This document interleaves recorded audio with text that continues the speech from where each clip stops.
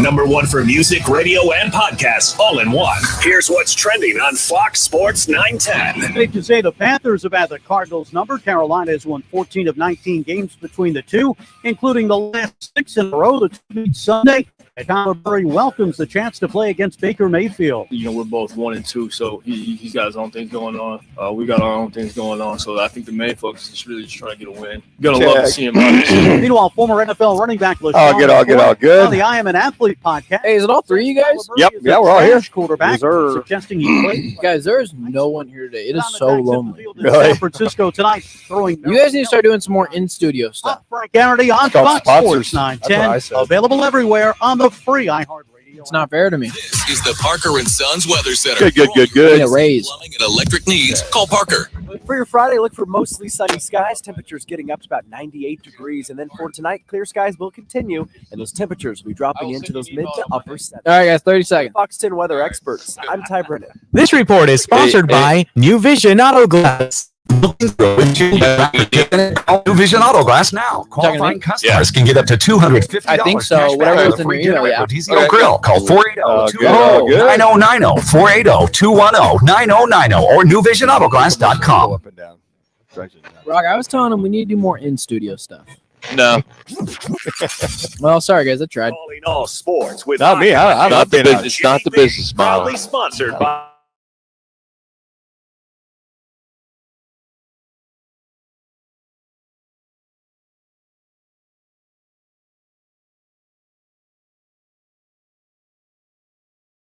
You're learning everything else. Pro.com. Now time for Calling All Sports with Roc and Manuch with Chip You guys are hot. on Fox Sports 910. Oh, we made it to Friday. Welcome in.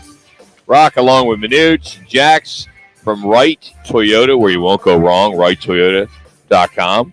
We gave Jimmy B he's a 4-day-a-weeker, so we gave him the day off. All those long hours he puts in, he needs that extra day once in a while. And he needs to get his tennis. He's got to get Swimming. his pedicure in and all that other stuff. Yeah. So facial. yes, Yeah, gotta get all that stuff in there. But he does get up early, man. I got a couple phone calls from him early today, so I'm glad that he's up early. Yeah, so, I bug him like at 10 or 11 at night. He's already crashing. He goes, I'm in bed. I said, so? And then he's up early. what is the rule anymore? I mean, when we grew up, you didn't call it 6 o'clock because it was dinner time. Yeah, right? Because yeah. you were at the table with your family, which people don't do that anymore. Some Right. do. If you do, God bless you. It's a lost thing. I mean, yeah, as a kid, you're out and you used to play outside, Sure, right? yeah. And then, in my neighborhood, people had bells, right? They rang the bell, and then you knew it was time to come We in. all had the bell. Yeah, We had a a bell on our front door, so you couldn't come in late. My parents had a cowbell on the other side. Seriously? So when you walked in, you would try to reach around to grab that bell if you were coming in late, but it never worked. Your parents do Busted, everything you man. did. Oh, I got busted so You many are times. so busted. So, but that 6 o'clock, so you never, 6 to 7, you just don't call. Yeah. But I don't know what it is anymore. When is it too late to call somebody? When is it too early? So this morning, Aaron, our program director, reached out to me on a text. I think it was 7. Okay. And I called him right away. And he was up and, he's got a bunch of radio stations to run, so he's up early. But then I had to call Bauer. Okay. Michael Jack Bauer? So I called Bauer, and he got on the third ring. Okay. Hello. Bauer, what's up, buddy? This is your 7:30 wake-up call. Did I wake you up? And he's like, oh, I've been up for 2 hours. I'm like, whatever. Shut the front door. No. I go, you have not been up for 2 hours. And then we had our business took care of talking about the show, Backspin tomorrow. And then, of course, that's on tomorrow at 9. And then Jackson and Bauer doing the take the points. I think I stopped texting her at like 10 o'clock at night. I stopped. But when is okay? Text is different though. Yeah. Let me get back calling because you said you're calling them. So is 9 o'clock is 9 o'clock p.m. and is it 7 after 7? Because I think it's really 8 because that's when businesses start. Sure. But what is the time in the morning that you can call somebody? Dial in. What's the earliest, and then what is the latest that you can actually call? Text is different. Yeah, I think calling 8 o'clock in the morning. 7's too early? I mean, it depends if you got a scheduled call at that time. 7:30. No. It's not. Yeah, this isn't a scheduled thing. This is because this people are is still just, getting ready. you got to call somebody. You need to get a hold of somebody. Yeah, I think it's either you want to do more than a text. You might be working out. You might be having breakfast. It might be this or that. So I think 8 is appropriate. Okay. So when is it too late to call somebody? For me, I think it's 10 o'clock too late for me. I might call somebody between 9 and 10. And after that, unless I've got something scheduled. I think it's 8. 8? Yeah. That's I think early. 8 is fair. 9. Because I don't want to hear from anybody after 8. Yeah. It depends. I know a lot of guys. 9 is probably fair, Ben. I would go with 9. I think it's probably if we did a poll question right now, is it 7, 8, 9, or 10? I bet 9 comes in. Yeah. Why don't we do that? Let's do a State 48. Let's add that one. Yeah, so I'm just. It's probably 9, but seriously, Manuch. Once it gets dark, I don't want to talk to anybody. I'm sitting there, I'm laying on the couch, I'm watching whatever I'm watching. The last thing I want is somebody to call me, and especially if maybe you just had dinner and you had a couple glasses of wine. Yeah, you don't want to talk to anybody. I catch up with people at nighttime, so eventually, if I can catch up with them between 7:30 and 9, I will. Now, some of the coaches I call for high school, sometimes they want me to call between 9 and 10. I'll go, okay, 9:30. That's about the latest, out of respect for them, because they've been going all day and all night, but they've got to talk about the game. So if I got to catch up with parents or coaches or players or whatever like that, that's pretty much all that is. I mean, I know better not to call you, Rock, after 6:30, 7 o'clock. I might text you later at night, 9:30, 10 at the latest, but that's about it. So I think 9 is the protocol, the mandate as to when to stop and not put any more calls out there. All right, let's get to the top story this hour. Time for the top local and national. You guys are down. I just want to say Manuch doesn't even follow his own rule. Sports bar in Casino, Arizona. Bet big on your favorite teams and players in an environment that's as exciting as the game you're watching. There's no better place in the Valley to get in on the action. The Sportsbook at CAZ Sports Bar. Now, guys, you guys are hot. Your top story this hour. All right, Cardinals are heading to Charlotte, getting ready to play the Panthers on Sunday afternoon. Good thing is, doesn't look like any rain, 15% chance of rain. The storm looks like it's making a turn, so I don't think that's going to be an issue at all at any point. So we may want to just get rid of our State 48 it's your call question because it's outdated now. You did that at 11 o'clock. Well, we changed it in the meantime. We've got a new one in the meantime. Oh, the one that's on the thing that you gave me is not here? No, we have another one. Yeah, we changed. We talked about it. Hold on. Let me we have new one on the lineup. For once, I decided to look at the hard copy. Yeah, look at the we changed that on the way talking about. So what will be the biggest key? Big change for the Cardinals against the Panthers on Sunday. Yeah, that's Ben's doing right there. I said, okay, that's good. Containing CMC.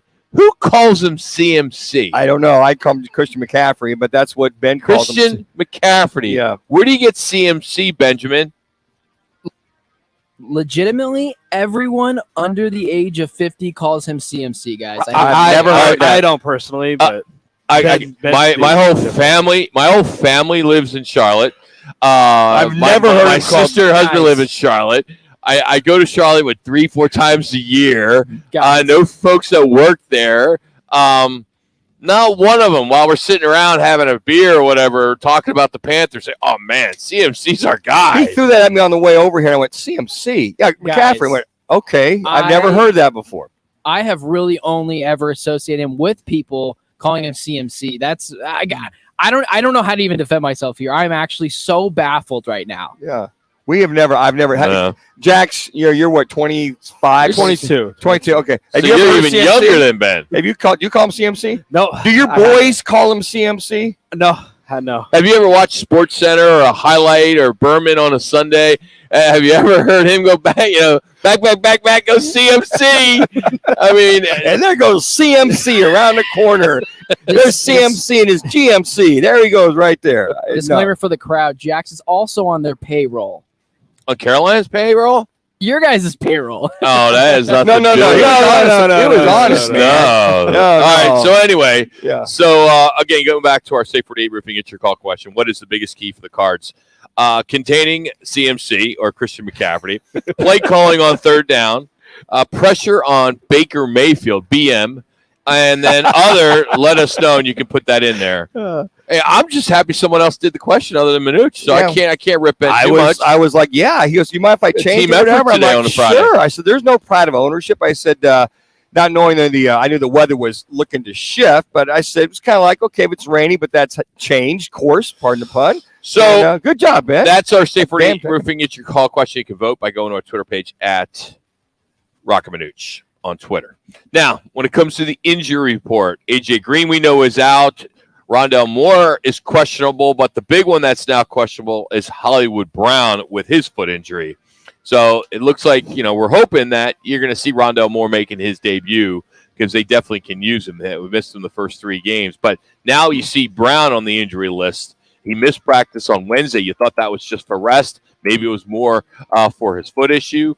But we'll have to wait and see. I have to think that guys like this are just getting an extra day's rest, and then they'll play on Sunday. Yeah, we were talking about that before the show, that he's on the injury report. I'm like, what? When did we talk about it? Oh, we did. Jackson and I did before the show. We're talking about the injury report, and I said, well, when did that happen? Walk into the shower on, days off on Tuesday. 3 minutes. Unless he might have tweaked it during the game. Hey, he had 14 catches. His ankle hasn't seen that kind of work in 2 or 3 years, being with the Ravens.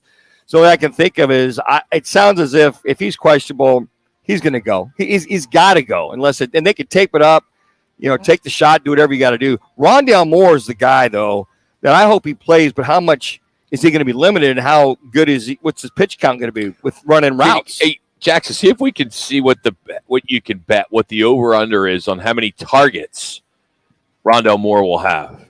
Because if it's around 8, I'm going to take the under.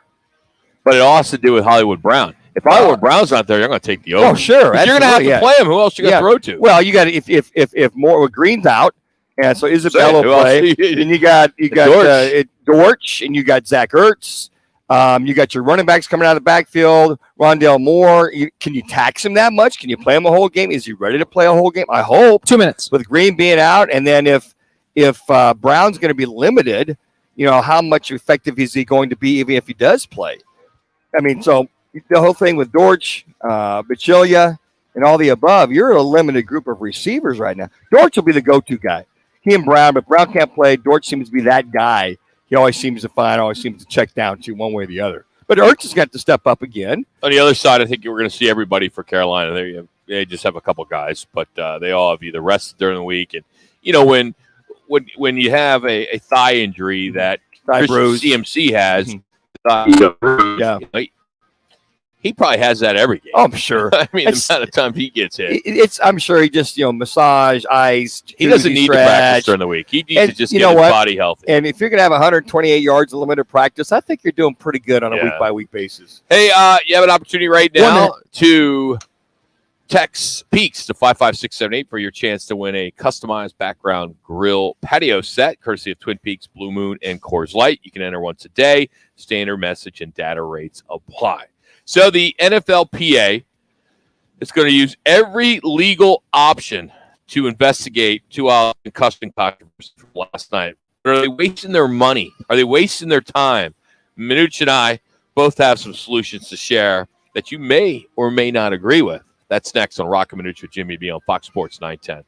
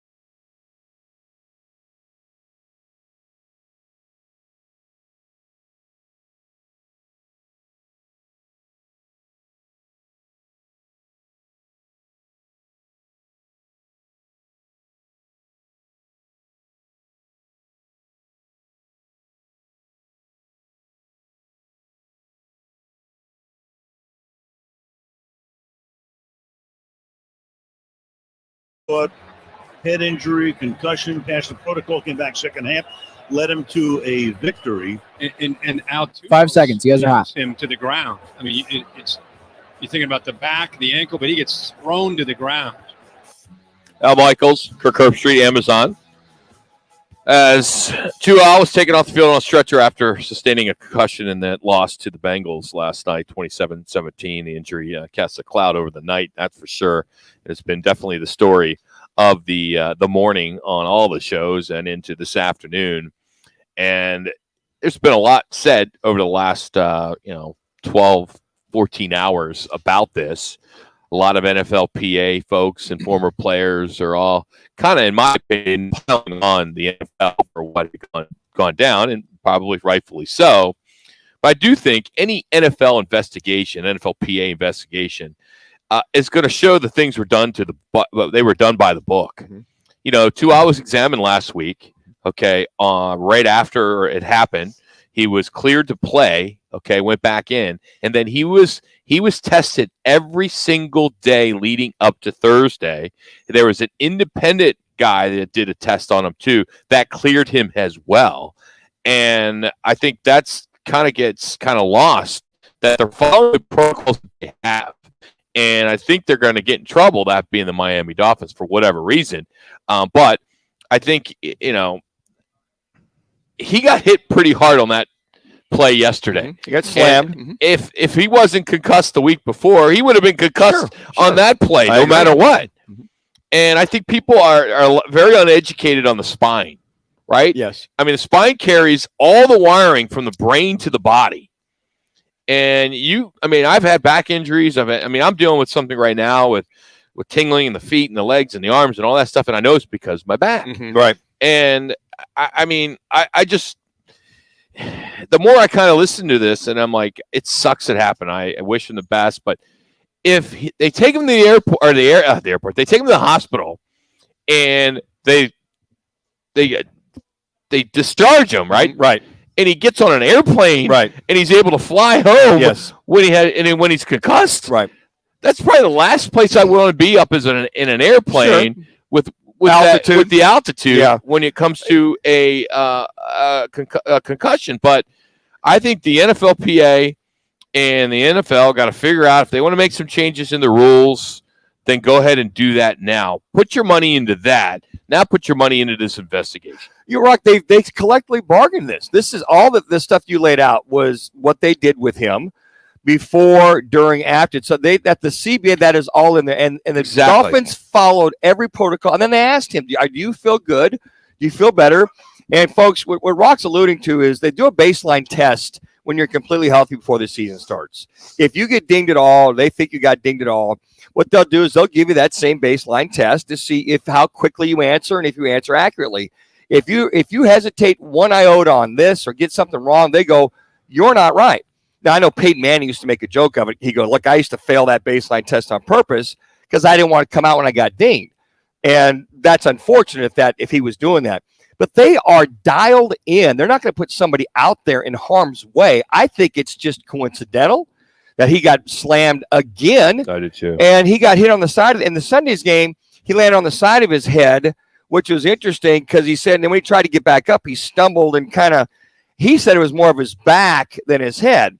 Well, whatever it was, they, again, folks, went through every protocol, every testing that they could have done at halftime and then again and again and again before they put him out there.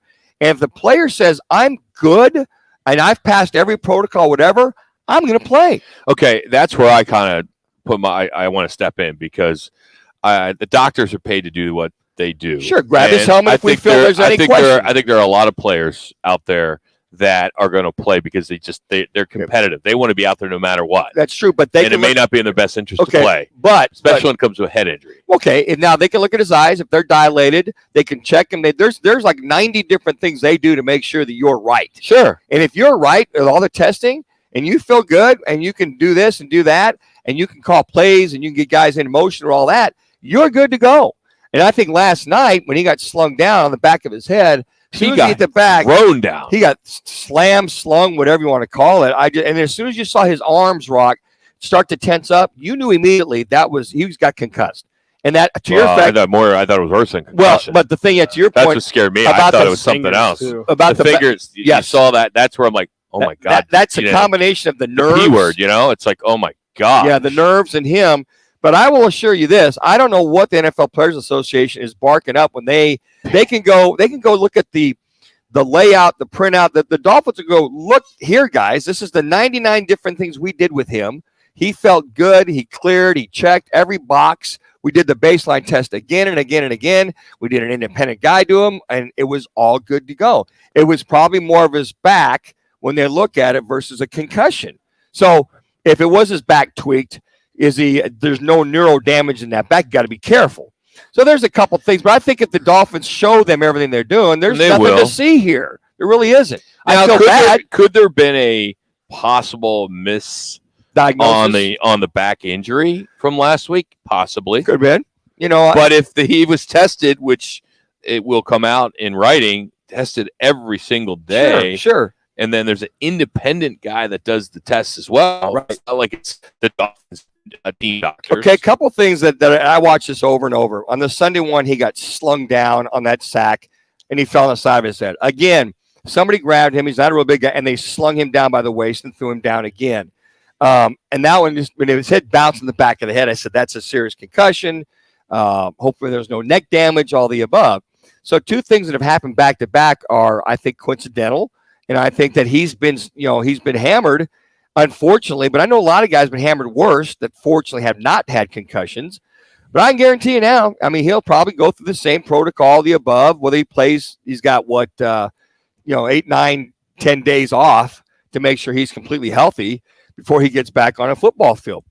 But watching some of these talking heads this morning, former players, they feel he should be out for the next 3-4 weeks. Well, they'll determine that. Yeah, I mean, it's amazing that all these former players are doctors on television. Yeah. I don't get it. I've been listening to some of that. And it's like, hey, I'm watching them, but I'm flipping all morning. Started at 5, 3 minutes, just watching these guys and just trying to listen. And I value their opinion. I didn't play the game, but I'm also trying to be a fan and just trying to be a bystander, saying, okay, well, if the doctors did what they were supposed to do last week and he is cleared multiple times, then okay, he was cleared to play. And the player wants to play. Yeah, and this is just an unfortunate, Absolutely. Yeah, I'm the same way. I'm like, guys, number one, if he's cleared, he's cleared. If he wants to play, you're not that guy. I mean, all of us, if we get cleared to play, matter of fact, when we were playing, hell, half of the time we'd have probably they'd have grabbed our helmet, and I'd be like, I'm fine. Seeing dots, but I'm fine. Like one example, a friend of ours comes on our show probably twice a month, Ryan Leaf. He's a former quarterback,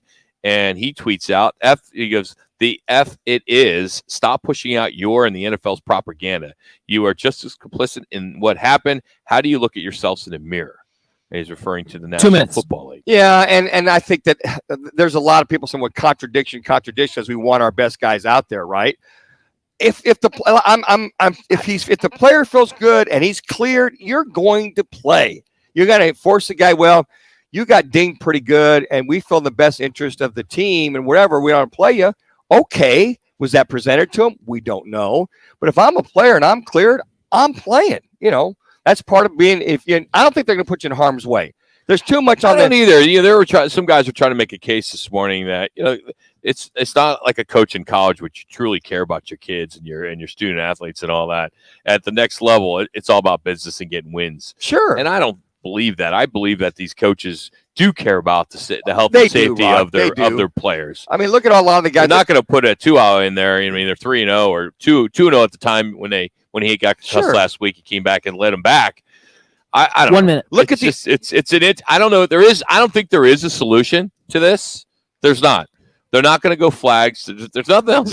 No. This is something that it's unfortunate what happened last night, but unfortunately, this is that cloud that's over the NFL right now, and everyone's talking about it. This is mainstream media now, and now you're going to get the CNNs and the Foxes and the MSNBCs. They're all going to put their nose in this thing, and they're all going to they're going to have their narrative to kind of the big NFL with all the money and this and that and. It's just going to get out of hand. Yeah. Well, Sean Salisbury is going to join us. We're going to go unfiltered, uncensored. He'll give us his thoughts on 2-0 as well as the transfer portal on how it's creating so much parity in college football. We'll get into that next. It's Roc and Manuch with Jimmy B on Fox Sports 910.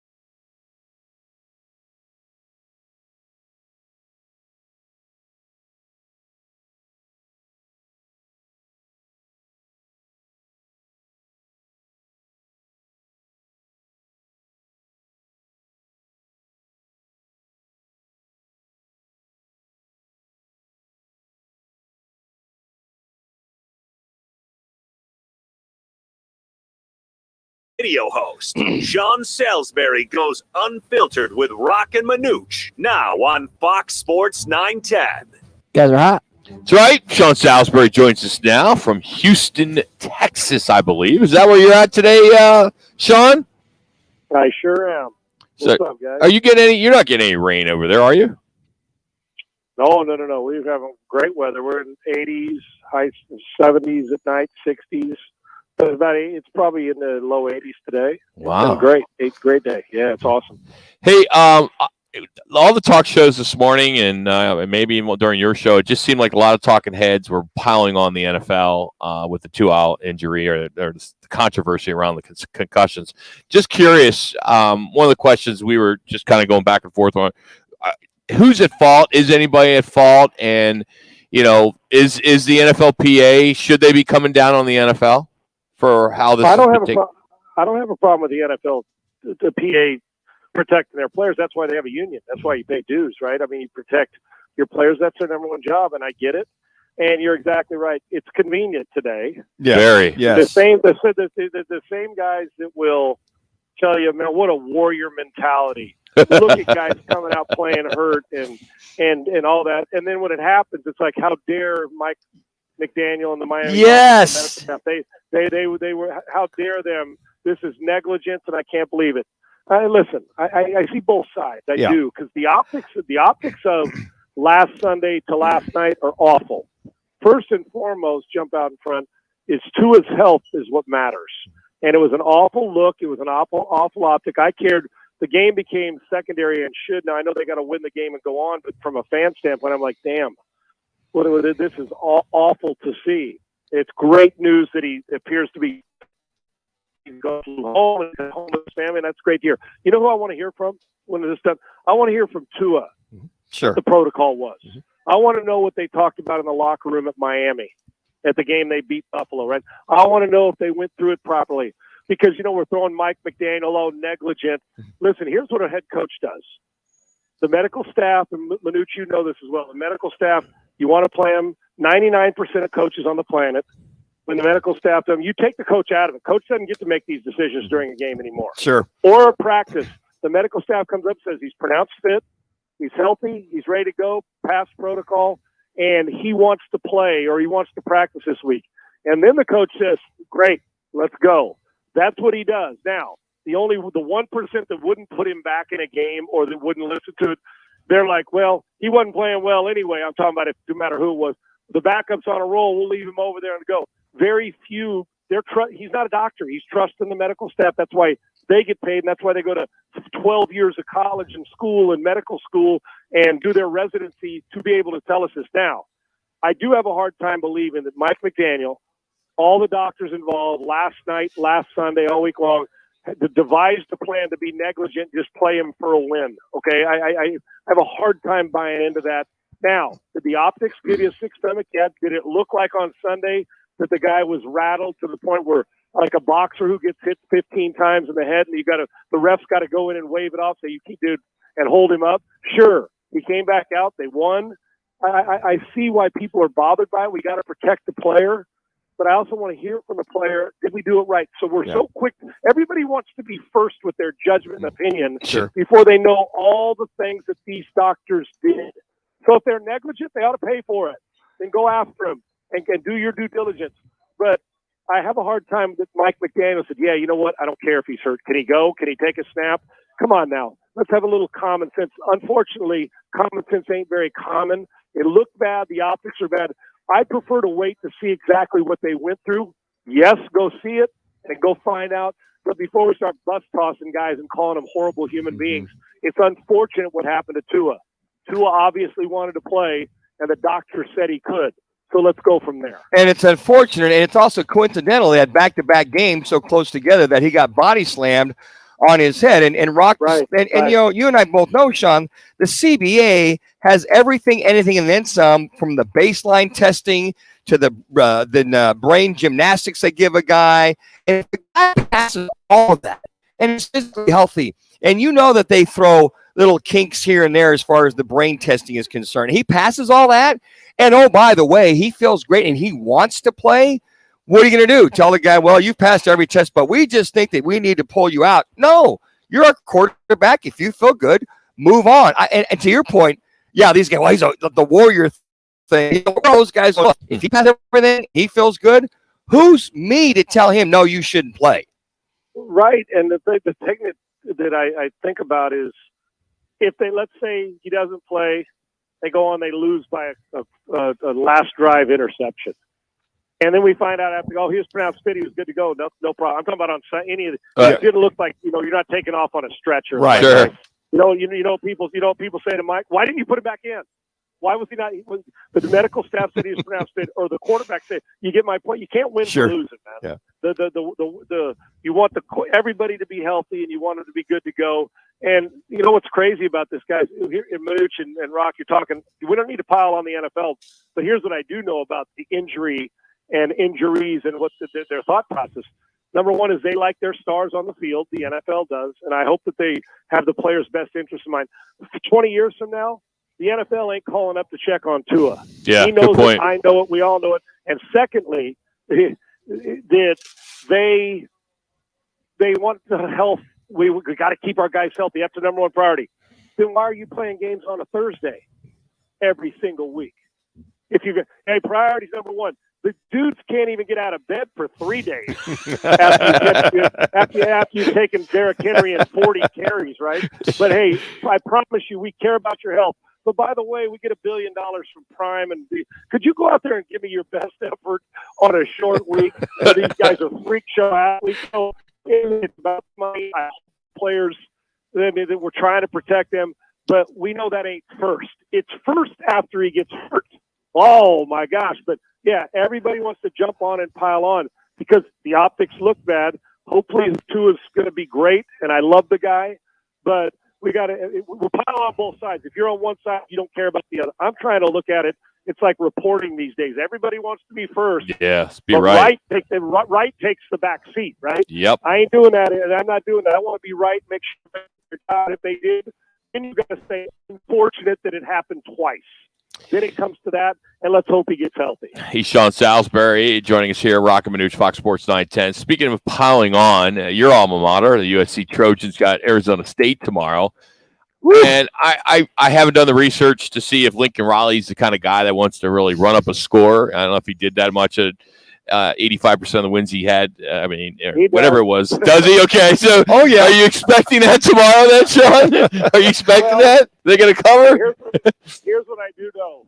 Oh, they're covering. I got news for them. They were in a 17-14 game last week. They are covering. They're going to kick Arizona State's ass. That I do know.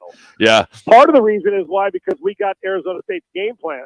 See what I did? Oh, I see what you did. Wow, very good. Oh, there's the smoking gun right there. Yeah, and you know what? Somebody just tuned in and said, "What?" What's crazy about it? Hey, Rock can be making a difference. We need to give them our game plan and still beat them this week. Oh wow! Wow! I can't listen. I'm playing because you know my affinity, and plus there's a little dig there because both of my blown out knees happened at that field, even though it's at the Coliseum. So I got to get a little dig in since it cost me a knee replacement later in my life playing at Arizona State. But we're going to beat them. I'm going to tell you this: you're hearing it here now. Oh, if they're up by 21, he's going to try to win by 35. That's yes. So you can count on that. Points, man, style points. But the other thing is, damn right you do. He's going to want it going into next week. If the Trojans, and I am looking ahead, they're not, go to Salt Lake City next Saturday. Yes, sir. And they beat Utah in their building. The Trojans are going to be in the Final Four undefeated.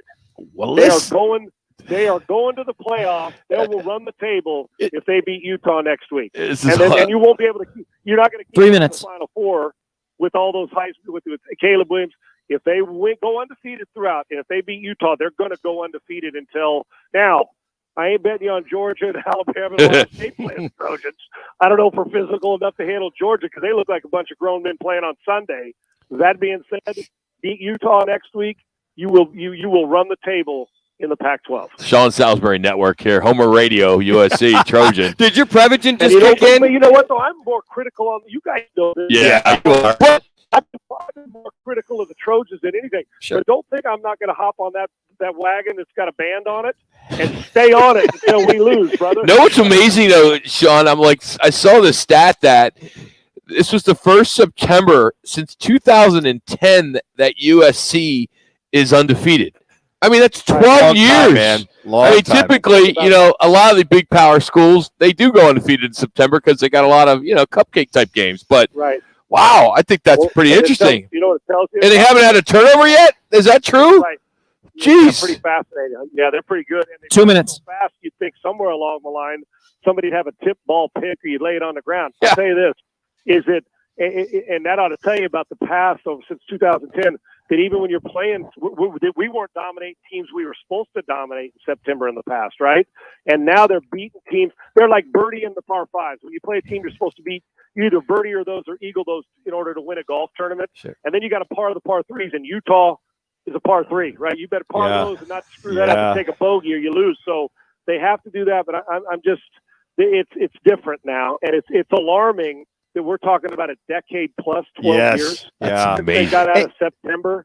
Yeah, this is a little bit different. This team is right now. And Sean, just real quick about a minute. Why is it good? I've always thought USC, Notre Dame's of the world. It's good for college football. You're asking an alum that question? No, I'm just he's got his perspectives on it. Unfiltered, uncensored. Yeah, what? Sean Salisbury. Give us. I do. I know what you're saying. See, for me, I love like schools like Boise State doing their thing and Appalachia State. Yeah. I do. But in truth, college football is always better when. Listen, it's the same in college basketball. When Duke or Kentucky, when a blue blood's hanging around, yes. It's better. And when Michigan, Southern Cal, like Miami, the U, Florida State, Notre Dame, Texas, when they're better, it just makes your viewing pleasure better. Not that the other ones aren't rising up, but when we have like four blue bloods like SC, Texas, the Florida State, Miami, and when they're down and they can't beat anybody, it's like, come on, man. Yeah. It's just that now this year we've got a lot of blue blood programs that are starting to play some pretty good football. I'm not putting Notre Dame in there just yet, or Texas, but they're starting to rise up. Hopefully Miami. I take that back. No, they're not, because Miami got their ass. Yes. Texas can't win. And I guess I'm just speaking about USC. Yeah. So the blue bloods are better. College football is better. So, Sean, it wouldn't be good to do a drinking game tomorrow every time USC scores. That would not be a good idea tomorrow. Oh, no. If you're sitting in one place, it'd be the great idea. You're going to have a good time. I got news for you. I'm going to do it. I'll text you at halftime, see how you're doing. if you can text. You text me at halftime, you might get something sent back to you like on a text back, and I'm like, who'd I send that to? Yeah. Oh, my bad. Sean, have a great weekend, buddy. Thank you. You too, guys. It's awesome. Sean Salisbury joining us here on Roc and Manuch with Jimmy B, Fox Sports 910. And he's driven by All City Towing. They're hiring. We talk about it every day. Go to allcitytowing.com. Just search careers, and you can see all the different opportunities they have. That's allcitytowing.com. Our 72 sold on this day report's coming up. We're going to go take you back in time. My favorite show as a kid debuted on this day of all time. We're going to have some fun with that as well as a couple other things. It's Roc and Manuch, Jimmy B, Fox Sports 910.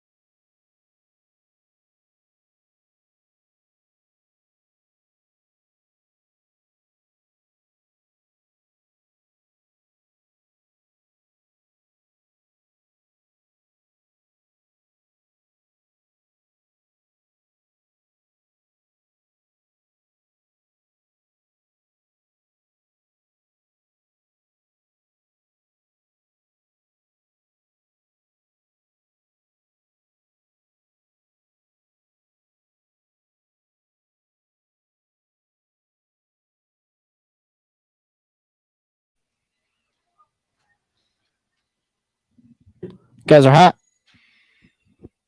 Okay, we're hot. That's what she tells me. It's called dead air. Welcome back to Roc and Manuch with Jimmy B. Our boy Jackson here. We're sitting in with us as well, too. How you doing today, Jackson? Oh, I'm doing great. We just got derailed. It's Feel Good Friday. I was waiting for the Flintstones theme song because that's my favorite cartoon of all time. You got that back there, Ben? We can pop that in there, little Flintstones? Well, we haven't been feeding the hamsters. Yeah. And I think that has something to do with the computer. It's time for us to get I think we need Windows 11 or we need an upgrade.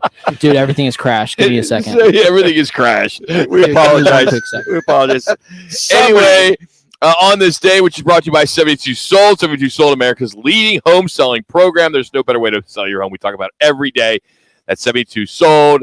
Get our price, a higher price at 72 Sold. But yeah, Flintstones premiered on this day 62 years ago, Manuch, on ABC, 1960. I don't know what it was, but I remember growing up, and I think it was either Flintstones to Jetsons or Jetsons to Flintstones. The way that in the Philadelphia area, that's the market that I grew up in. Yeah. And out 3 o'clock, come home from school, and you're watching the Flintstones, and then the Jetsons right after. Total opposites. Well, see, when I was growing up, it was Friday night viewing. It was in basically like mid '60s Friday night, and then the Jetsons were always on Saturday. So the Flintstones went from primetime Friday nights, and they got moved to Saturdays for the cartoon and Mighty Mouse and the Flintstones and the Jetsons. But yeah, I always envisioned that Fred pulling up to that rib place and that big large rib right there. But yeah, Friday night the drive-through. That was Friday nights. You got to watch the Flintstones. Yeah, we watched it prime time when it was prime time before it moved to Saturdays. I can imagine watching South Park and everything else. Sure, they were prime time cartoons. Yeah. But, also on this day, 95 years ago, 1927, Babe Ruth hit his 60th home run of the season.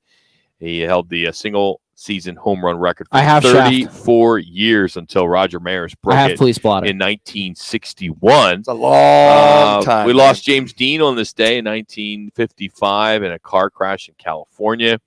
And the Supremes released their song Low Child 54 years ago today, 1968. But young folks may know this next song that was released. It was the theme from Shaft, Isaac Hayes. A lot of folks know Isaac Hayes as Chef from South Park. You may not know that, but this was a 1971 Best Original Song for the theme of Shaft, which is a great show. Great show, great song. Remember, this came out, and you mentioned those early 70s album, the Isaac Hayes album, and this is was played all the time. I mean, this is just awesome. Played even to this day. I think it's one of the top songs of all time. And now you use it almost anywhere. Oh, yeah. And then Samuel L. Jackson is 3 minutes. Shaft Jr., and then I think Shaft the Third's coming out now, too. And you're like the original Shaft and Samuel L. Jr., and then the third part of the movie. And I guess there's going to be one more coming up. Okay. Today is the last day of September, believe it or not.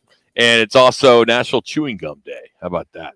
Let's get to some little police blotter to fill in. We haven't had police blotter in a while.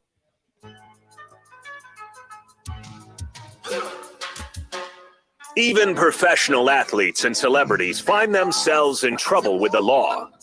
For the latest news, here's Roc's Police Blotter on Fox Sports 910. Miles Garrett, the defensive end for the Browns, has been cited for a single vehicle accident. A report from the Ohio State Highway Patrol says that he was ticketed for failure to control his vehicle. Supposedly, he apparently swerved to avoid hitting an animal on a slick street, causing his car to leave the road and roll multiple times. Glad that he was all right, but he was going about, which they say, I don't know how you really know. I mean, people are smarter than we are, 65 and a 45. But that's our police blotter. You wonder, was that looked like a Maserati or a Porsche it was a slick-looking car. Fortunately, he's okay. I mean, hip damage. Yeah, shoulder, bicep, he strained. Yeah. But, man, he avoided a significant. Sure, thank goodness he had. I guess I'm just. Brett Favre is also in the news. Brett Favre charity is in question, according to ESPN. Far for Hope donated more than $130,000 to the University of Southern Miss and their athletic foundation from 2018 to 2020. Tax records show that in 2018 he gave like 60 grand here, 10 grand there. He was kind of throwing money all around. So watch out. That's not good for him. It's going to be interesting because the guys work with that be the governor of Mississippi has pleaded guilty and will cooperate. Hey, tomorrow, AZTV Channel 7, the home for college football. Tomorrow's game is Prairie View A&M Panthers against Grambling State Tigers. Game starts at 4 o'clock on AZTV Channel 7. 30 seconds. Coming up next hour, we're going to preview some of the top games in the Pac-12. Scott Spreitzer is going to join us from DocSports.com. We'll handicap some of the top games in the National Football League as well as college, and we'll talk some more about 2-hour. It's Rock, it's Manuch, it's Jax. We're out here at Wright Toyota. We got Ben. I think during the break, top of the hour, he's going to go feed the hamsters. Somebody please feed those hamsters. Feed the hamsters. Keep us Please moving feed forward, the hamsters. Sure. It's Fox Sports 910.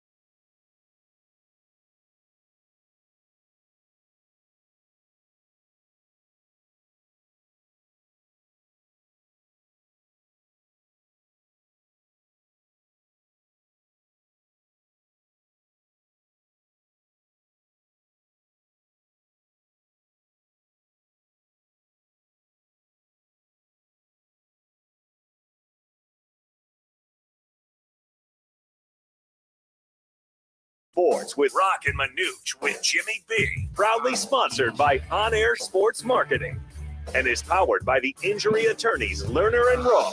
In a wreck and need a check?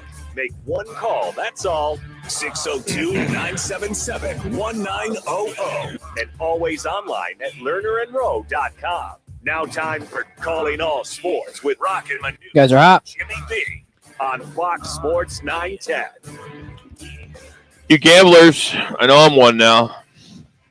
Scott's price are 230. We got 5 games that we're going to talk to him about. You're doing pretty good, as you were saying yesterday. So I'm doing all right. Yeah. I think I told you I put $500 in. Yes. I'm doing the DraftKings because of Jody. Yeah. In the morning, he endorses. He get you a discount? No, I never even got my free 200. What? Yeah, I signed up and I never got my 200. But I'm going to make it up and win, so I'm not worried about it. Oh, he's pretty cocky, huh, Jack? So I to him. All right. So let me see where I'm at. So I'm at 500 is what I started with. Okay. All right. And I currently have 1, 2, 3, 4, 5, 6, 7, 8, 9, 10 bets for this weekend. Okay. Okay. So they take your money out for those bets. Okay, gotcha. And I just put in a $50 bet on the over-under on points for the Coyotes for the season. Because I got some some intel. Oh, really? I got some intel. Look at you over there. And it's the over-under on team points for the Yotes this year. Okay. And right now it's 65.5. So I took the under because talking to some people that are in the know. Yes. This is going to be the worst hockey team that's ever been on the ice in the National Hockey League. Are you kidding me? Their goaltender couldn't even make the American League. They are really going to be bad. And it's sad because we're going to support them. Sure. We're going to root them on. But one thing that I was told yesterday morning, and I know we're not should be talking hockey right now, but we are.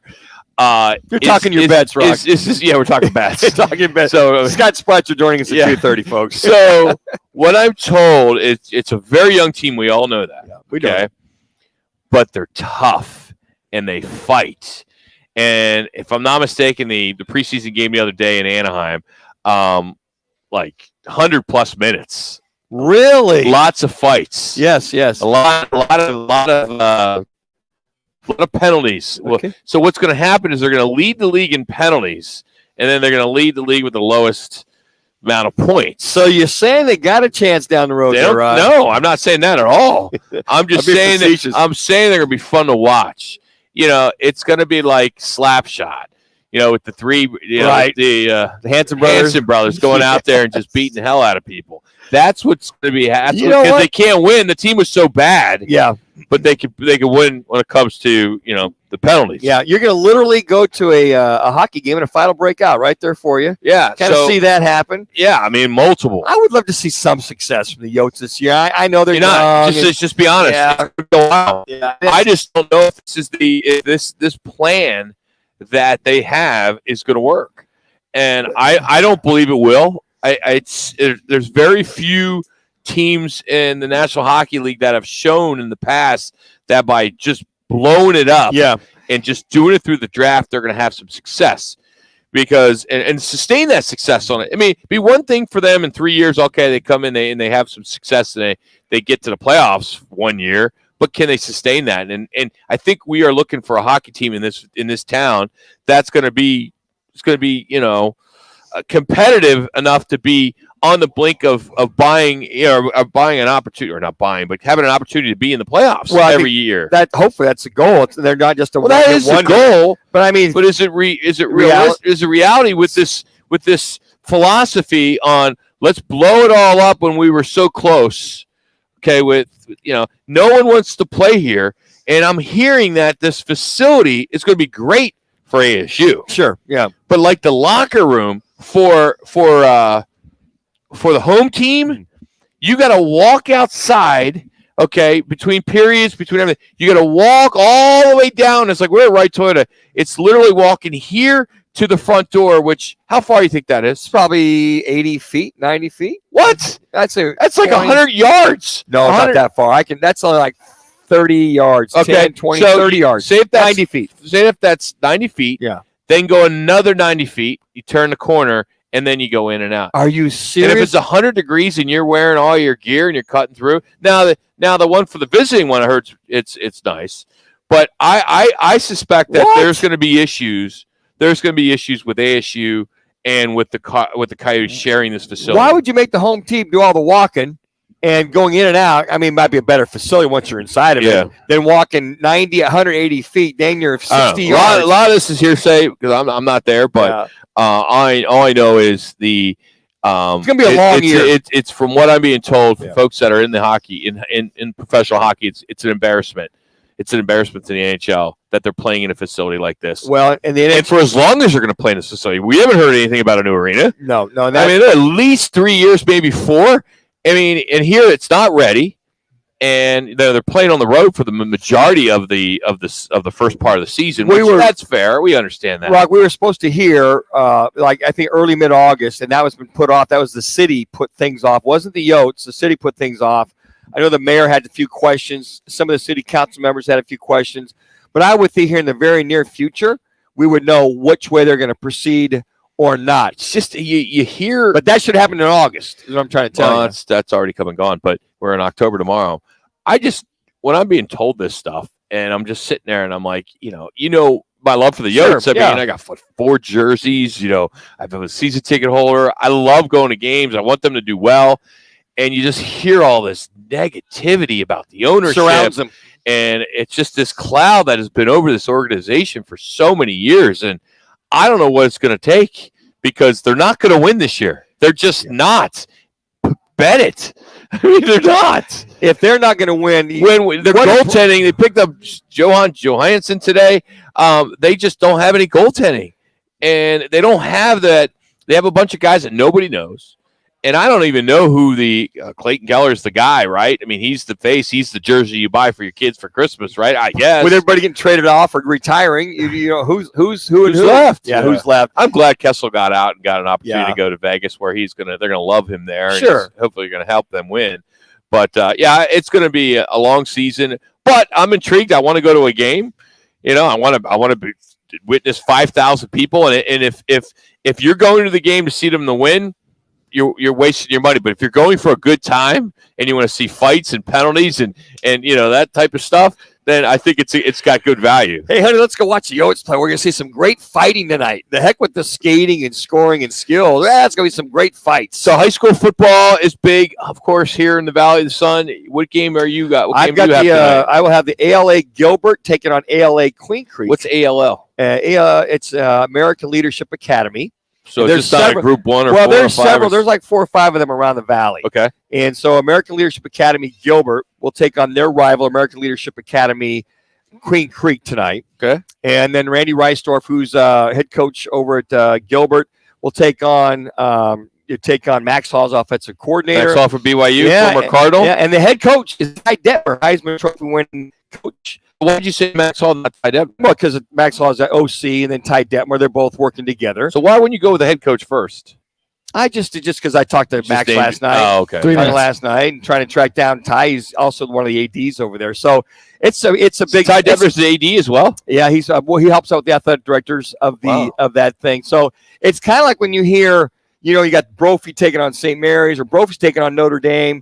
You got the Catholic school rivalries. This is kind of one of those Mormon rivalries going at each other. Oh, okay. Yeah, one of those kind of ALS. ALA.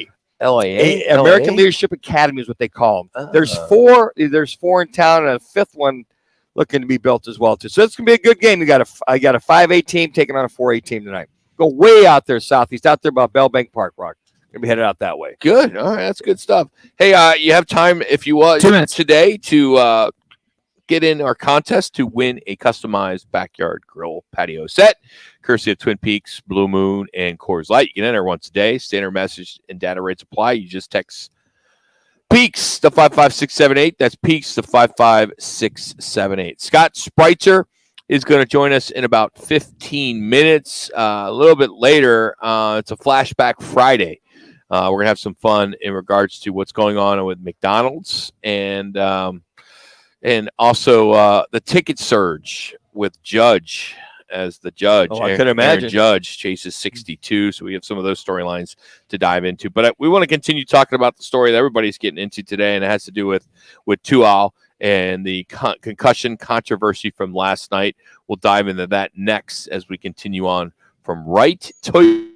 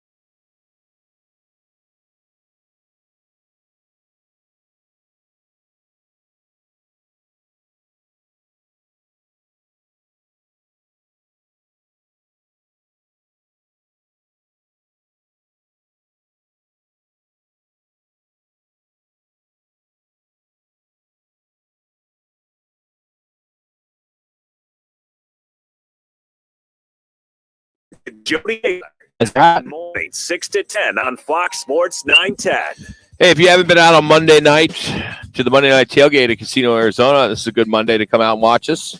Have some fun. CAZ Sports Bar. It's our 22nd year hosting Monday Night Football there, and we call it the Monday Night Tailgate. Cash during our kickoff jackpot contest, our squares contest, our props contest. Some weeks we do football bingo.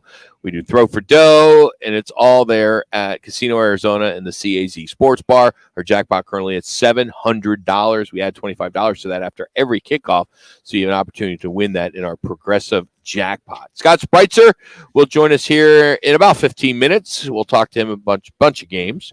But what we've been talking about throughout the afternoon, which seems to be the topic of choice, and that has to do with what we saw last night in the Bengals-Miami Dolphins game. As it was, didn't look good as Tua was taken off the field on a stretcher after sustaining a concussion that lost the Bengals. And the injury has, and some have said it has cast a cloud over the night because of that, as his head was slammed on the turf. He laid there motionless for several minutes while medical staff attended to him, and he was conscious, and then he had control of all of his extremities. And he was taken to the University of Cincinnati Medical Center. He was later discharged and returned to Miami with the team. So he actually went back with the team. So now here we're talking about today and in the coming days, the Dolphins are expected to face some further questions on how that was handled after the team announced he had sustained a head injury last Sunday, but they were talking about his back and the head, and later just kind of, you've just been hearing a lot of different stories. But it's been interesting, to say the least, in regards to how you kind of look at this. If you're watching any of the shows this morning, it seemed like the NFL really got piled on by a lot of the former players on Get Up and Stephen A. Smith, and all these guys just kind of just went off, saying how Miami Dolphins handled this poorly after what had happened on Sunday, and that he shouldn't have been put back, even though if you kind of not read just the headline, he did all the tests on Sunday. He was cleared. He was put back in, and then all the tests that he did every day leading up to last night's game by his team doctors and an independent doctor. That's all they do is check on concussions, and he was completely cleared to go. He wanted to play, and now we're dealing with controversy in that was handled poorly, and that the NFLPA wants to do a full-fledged investigation where I think it would just make a lot more sense to take that money, take all that money that they're going to spend on this investigation, and maybe do more extensive, not research, but examinations on players before sending them out on the field. Maybe there's a couple extra steps they can do before they get to that. They do like a ton of steps. I mean, they baseline test them before and after. They do this. I mean, there's a litany of testing they do. And the one thing you said there, an independent study, which they put out there, and the Dolphins don't necessarily have to do that, but I believe that's collectively bargained as well too. So the CBA covers all this. I think it's just it's unfortunate, but I think it's also coincidental that they've played back-to-back games, Sunday and then Thursday, and that he's gotten sacked a couple of times, and he's been slammed down on the ground on the back of his head. I mean, he was literally ragdolled down from behind, slammed, and his head, as he went back, bounced on the back of the turf. And as soon as that hit, you saw him kind of stiffen up with his arms. You went, uh-oh, that's concussion, or that's some kind of a neck injury or something like that. So it's good to see him move his extremities and his arms.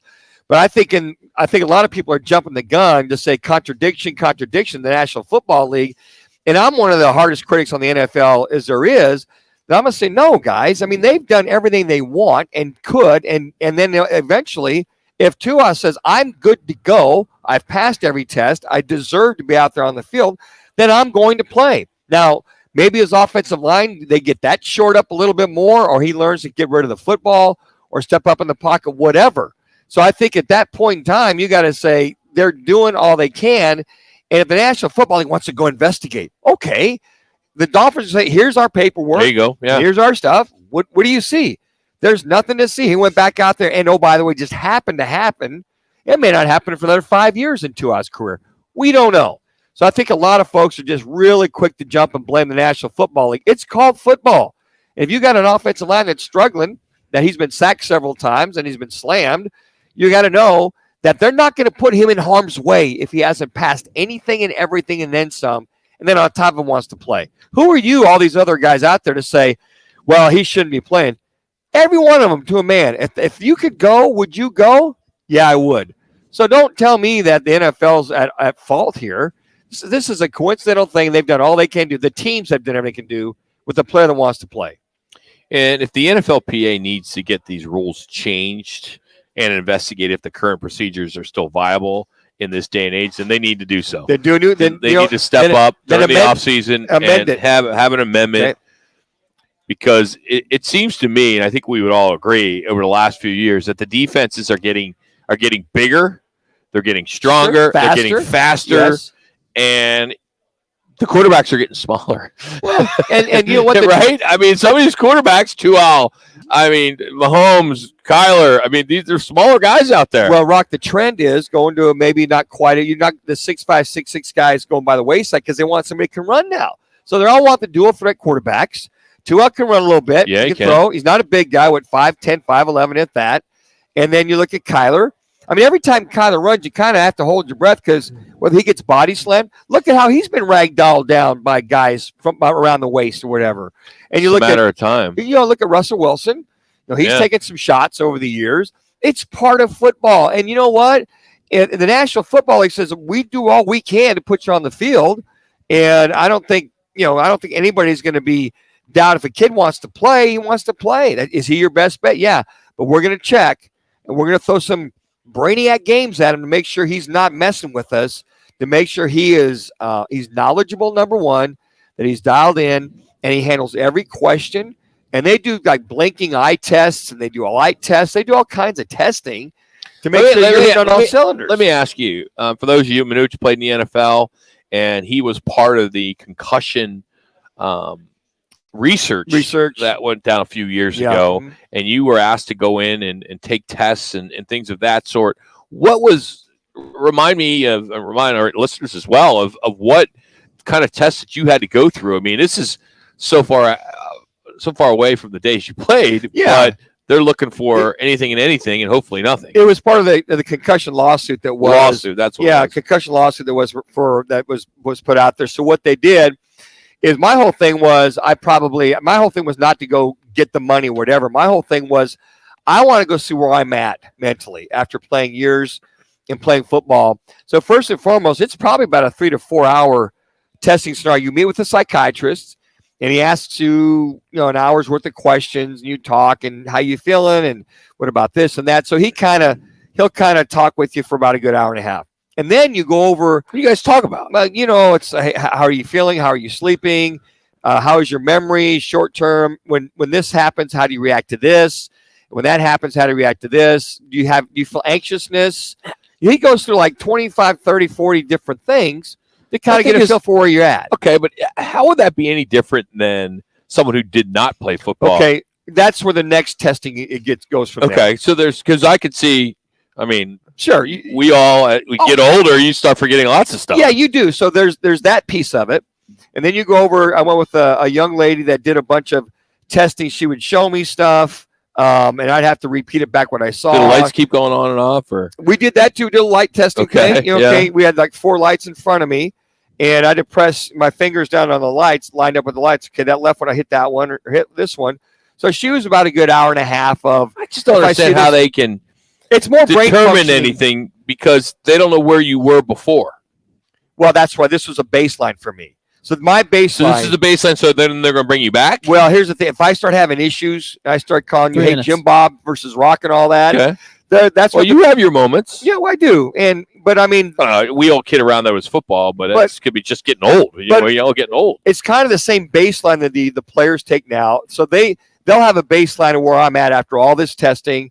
And then they'll go ahead and they'll evaluate it. And I'll go to another guy 2 or 3 weeks later after 4 hours of testing. And then I'll go online to a 100-question test that you're going to answer, honestly and truthfully.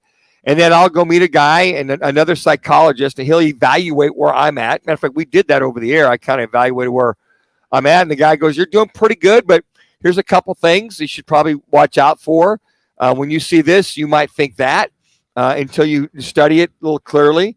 So my initial look at some different things. So that's, I think I said, Rock, that's why I threw those interceptions once in a while when I was reading cover 2. Maybe it was actually cover 1 versus cover 2. It's just stuff like that. So now the NFL, they have a baseline of where I'm at. So if I start to deteriorate over the next 5, 6, 7, 8 years, I go back in for testing, then they can compare where I'm at in 10 years to where I was at 60 versus I'm going to be at 75.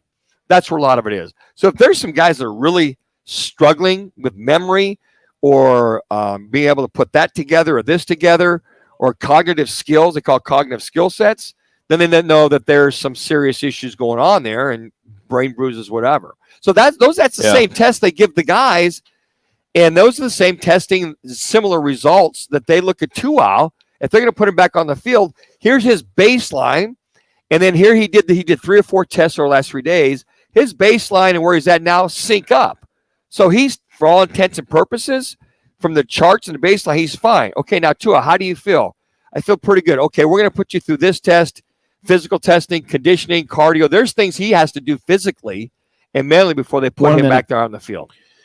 Hey, our daily digit today is 7,400. What is that? That's the average NIL payment per month for each Auburn football player. Damn. $7,400 a month. Can I go? I got That's a quarter. double the national I still got average. eligibility. Jax, you got eligibility. Yeah, that's great.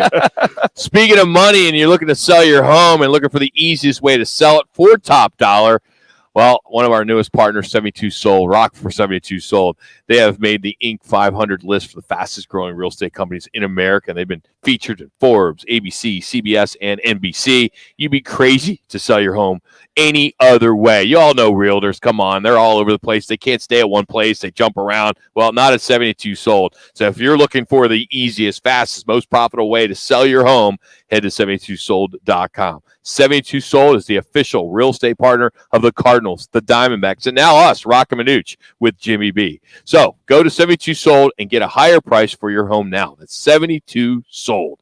Scott Spitzer is going to join us next. We'll jump on two college games, NC State Clemson, Kentucky Ole Miss. We'll try to squeeze in USC ASU, and then we'll go Bills, Ravens, Cardinals, Panthers, and if we have time, we'll go Rams and 49ers. That's all next as we continue from Wright Toyota. This is Fox Sports 910.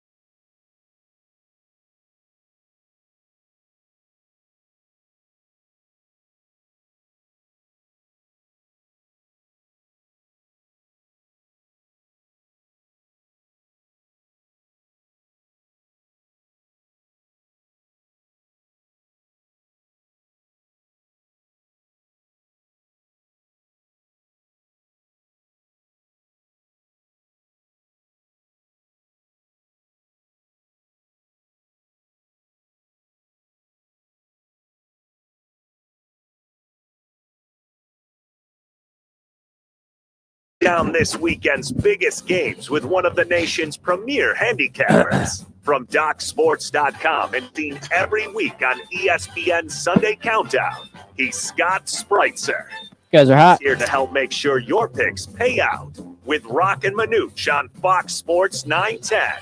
All right, we got a lot of games to get into today. I'm so excited for this week of football. This is awesome.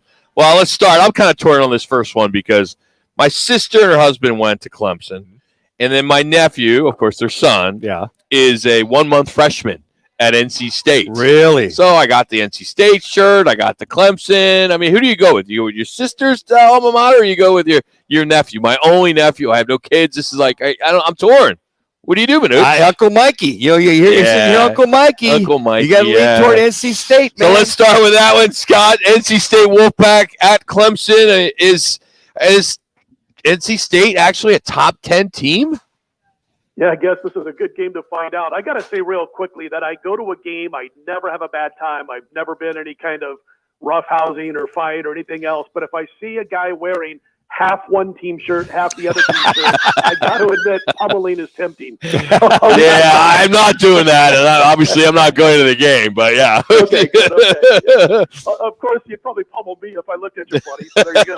But anyway, yeah, Clemson's 6.5, 7-point favorite. You can find both right now. The total sitting at 45. But weather's played a part in this one because the total opened 46.5, went all the way down to 40, with people thinking that weather would affect the game. And then a couple of days ago, that was 40, and then now it's back up to 45. So it's been all over the place. I bet the over on Sunday night for this week's game. So the winds dying a little bit quicker than was originally thought obviously helps the chance of getting it there. But this Clemson quarterback, DJU, he had a huge game against Wake last week. I just don't think he's going to get that much done against NC State. Their defense has been decent, albeit against lesser competition, and the numbers against Texas Tech weren't great. Clemson has revenge on their minds. I think they'll find it to go in a bit better on offense this time than they did last year in that meeting, while I also think NC State ought to score in the low 20s.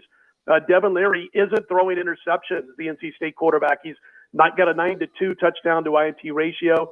They can run the football, a mix of power back. They've also got a scat back, if you will.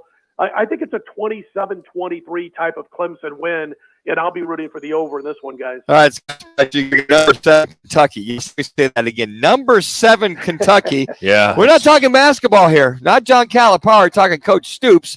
At number 14, Ole Miss.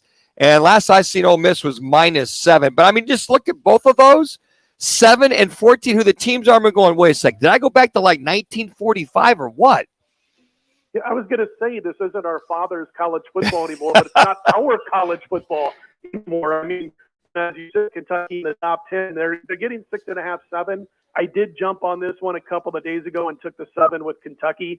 Ole Miss opened as low as 4.5, held back a little bit. Action came in on Ole Miss. The line was readjusted to 7. I thought that was too many points. Then I went ahead and grabbed it with the Cats. But listen, they got to be feeling better this week. They get Chris Rodriguez, very good running back in the mix this week. He finally served a suspension, so he'll be back on the field for Kentucky.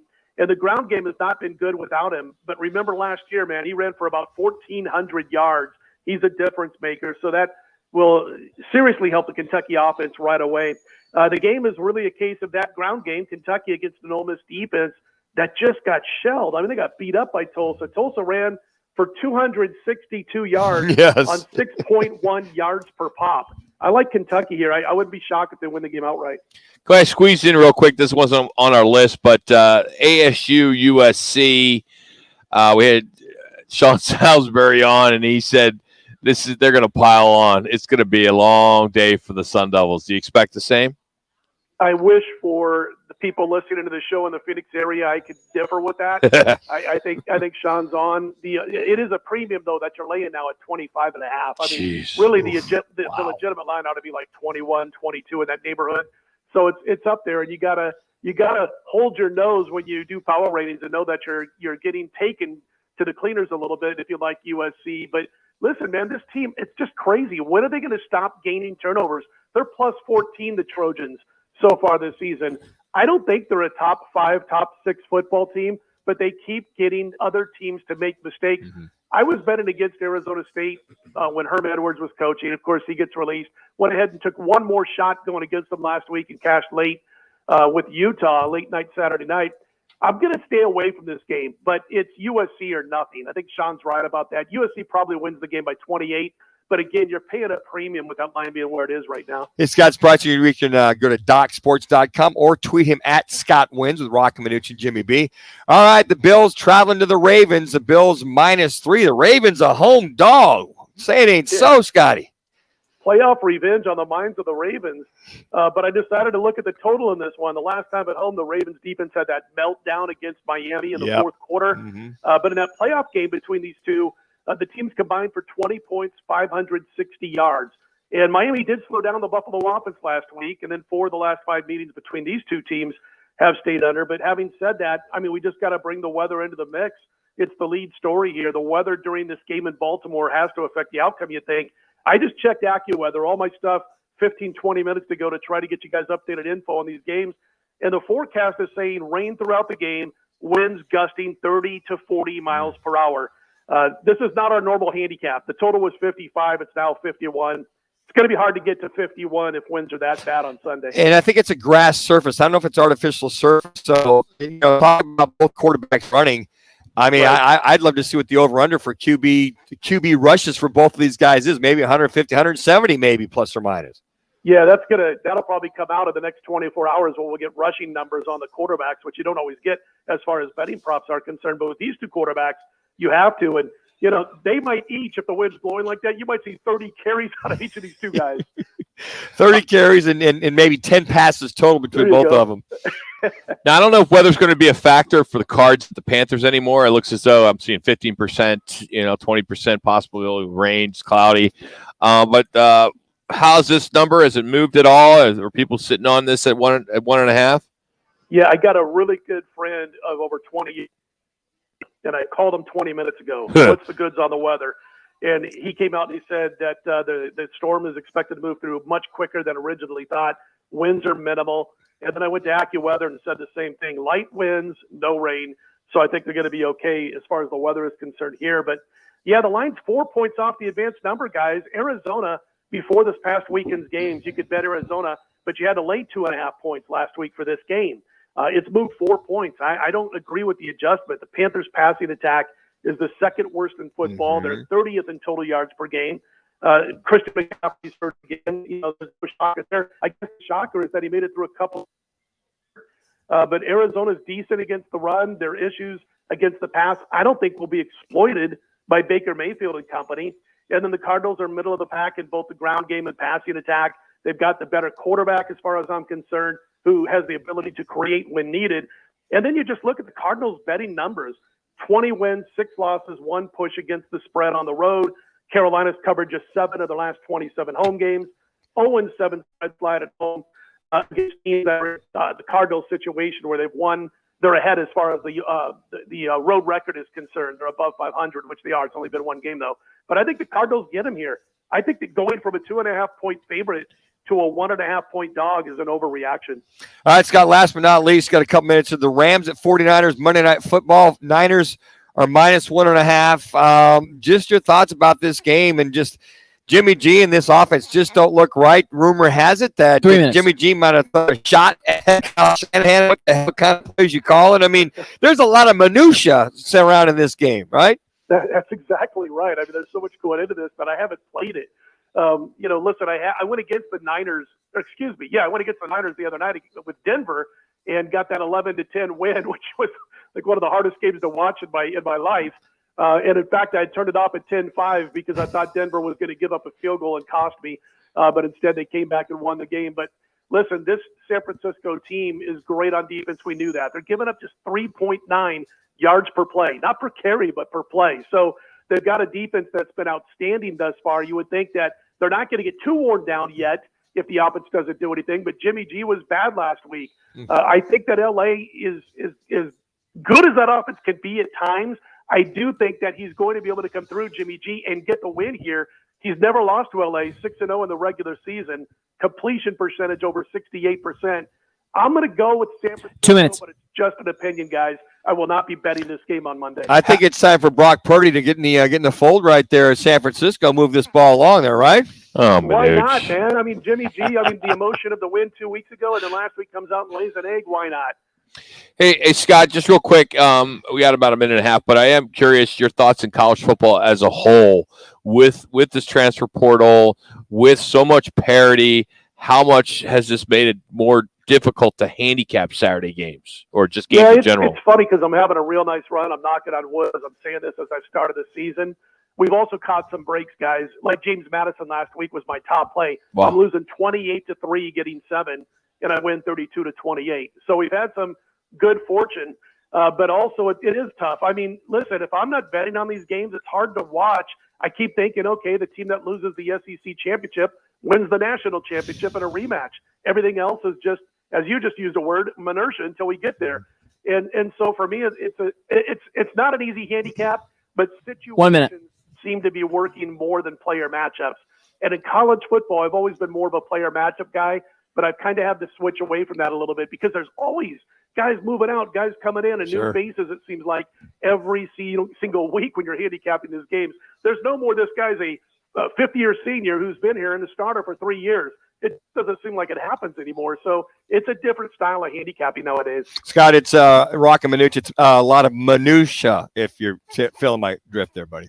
Yes, I got it. Okay, all right. Just making sure. I think you've had the long nights, long need. I thought I'd throw that little pun at you right there. Make sure you're dialed in You've there. been up as late as I have lately, haven't you? Scott, great stuff as always. Good luck this weekend. Thanks for the time.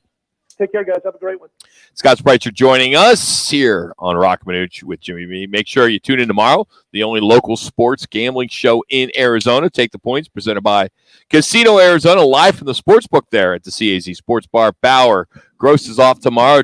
Jack stepping up. Gets to be the lead role tomorrow. Look at you, beginning man. at 11 o'clock as they give you a uncensored sports betting look at all the games. That's tomorrow at 11 right here on Fox Sports 910. Do remind you that if you are in need for a new patio grill set, we talk about it every day because you get chances every day to win this. Just text PEAKS to 55678. That's PEAKS to 55678. You'll be entered to win this customized backyard grill patio set courtesy of Twin Peaks, Blue Moon, and Coors Light. You can enter once a day, standard message and data rates apply. And of course, every Thursday we are at one of the 4 Valley Twin Peaks locations. Coming up, we are going to get an update on the ticket surge with Judge as he chases 62. Plus, McDonald's is now selling Happy Meals for adults. What are the kind of toys they got in there? Our Valley Chevy dealers' random facts of the day are next. We're live on Fox Sports 910.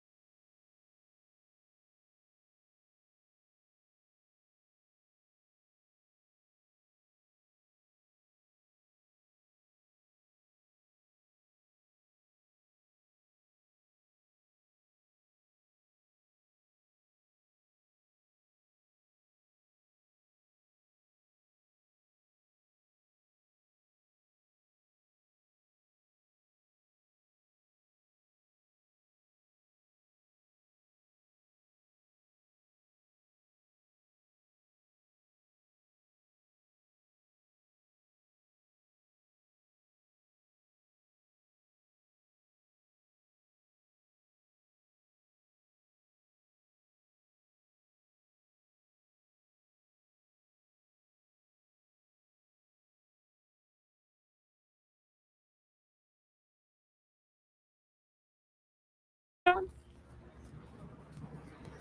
you know that Troy Aikman in only 6 years has passed for 16,303 yards? Did you know the career record for most hits is 4,256 by Pete Rose, who was not in the Hall of Fame? Do you know that my next door neighbor has 3 rabbits? Get a job. Time for Fox Sports 910's Roc and Manuch with Jimmy B to give you the random facts of the day driven by your Valley Chevy dealers. Find new roads at your Chevy dealer. For a dealer near you, head to valleychevy.com. You know, from time to time, we're on remote a lot. And then we see a lot of, like, what we call them groupies. Yes, that come around a lot because they don't have jobs. No. Like Monday, this one guy came by. Same guy just came by again. His name's Adam, whatever. Yeah. And literally, he doesn't have a job. I thought he was going to, like, run for mayor or governor. That was a long time ago. Yeah. Well, he looks like he's running for mayor here at Wright Toyota right now. Guess so, man. Just keep buying cars here, right, Toyota, I guess. I don't know. Anyway, we're out here, and we're going to get into some of the things that are going on right now. I do want to mention that it's kind of cool that HBO is going to air with the Willie Mays documentary in November. Say Hey Willie Mays, and documentary which explores Willie Mays' life as a Hall of Fame career. And it's going to premiere October 27th. So looking forward to that. Absolutely. It's going to feature interviews with him, his son Michael, Barry Bonds, Vin Scully, John Miller, Bob Costas. The biographer is John Shea. That's pretty cool. And then this one, it looks as though there is going to be I don't know what they're calling it at this point, but it's a film centered around Dennis Rodman's 48 hours in Las Vegas during the 98 NBA Finals. Oh, that'll be interesting. How awesome is that going to be? That's going to be very interesting. Yes. I'm intrigued to watch that now. Jeez. How a guy can maybe, I don't know, I'm just kind of thinking Ed can stay up for 48 hours and perform like that. That didn't sit well for one Phil Jackson, that's for sure. All right, let's get to our random facts of the day, which is brought to you by your Valley Chevy dealers. Your Valley Chevy dealers serving the Valley for over 80 years. Head to valleychevy.com. Well, McDonald's is getting ready to start selling Happy Meals for adults. Well, somebody get you to Happy Meal. And you get a toy with them, Manuch. You do? Okay. Yeah. Now, there's 2 versions. Okay. One will be a Big Mac and fries and a drink. Okay. The other one comes with McNuggets. So it's the number 1. Right? All right. So, got it. You know, I think it's kind of funny if you think about it. So, they're going to start selling these things. It starts Monday. Right. And they partnered with some fashion brand called Cactus Plant Flea Market. So you get one of these 4 figurines. The Hamburglar, Grimace, Birdie, and then this weird one named the Cactus Buddy. And they're like these old school McDonald's toys. They got 4 eyes.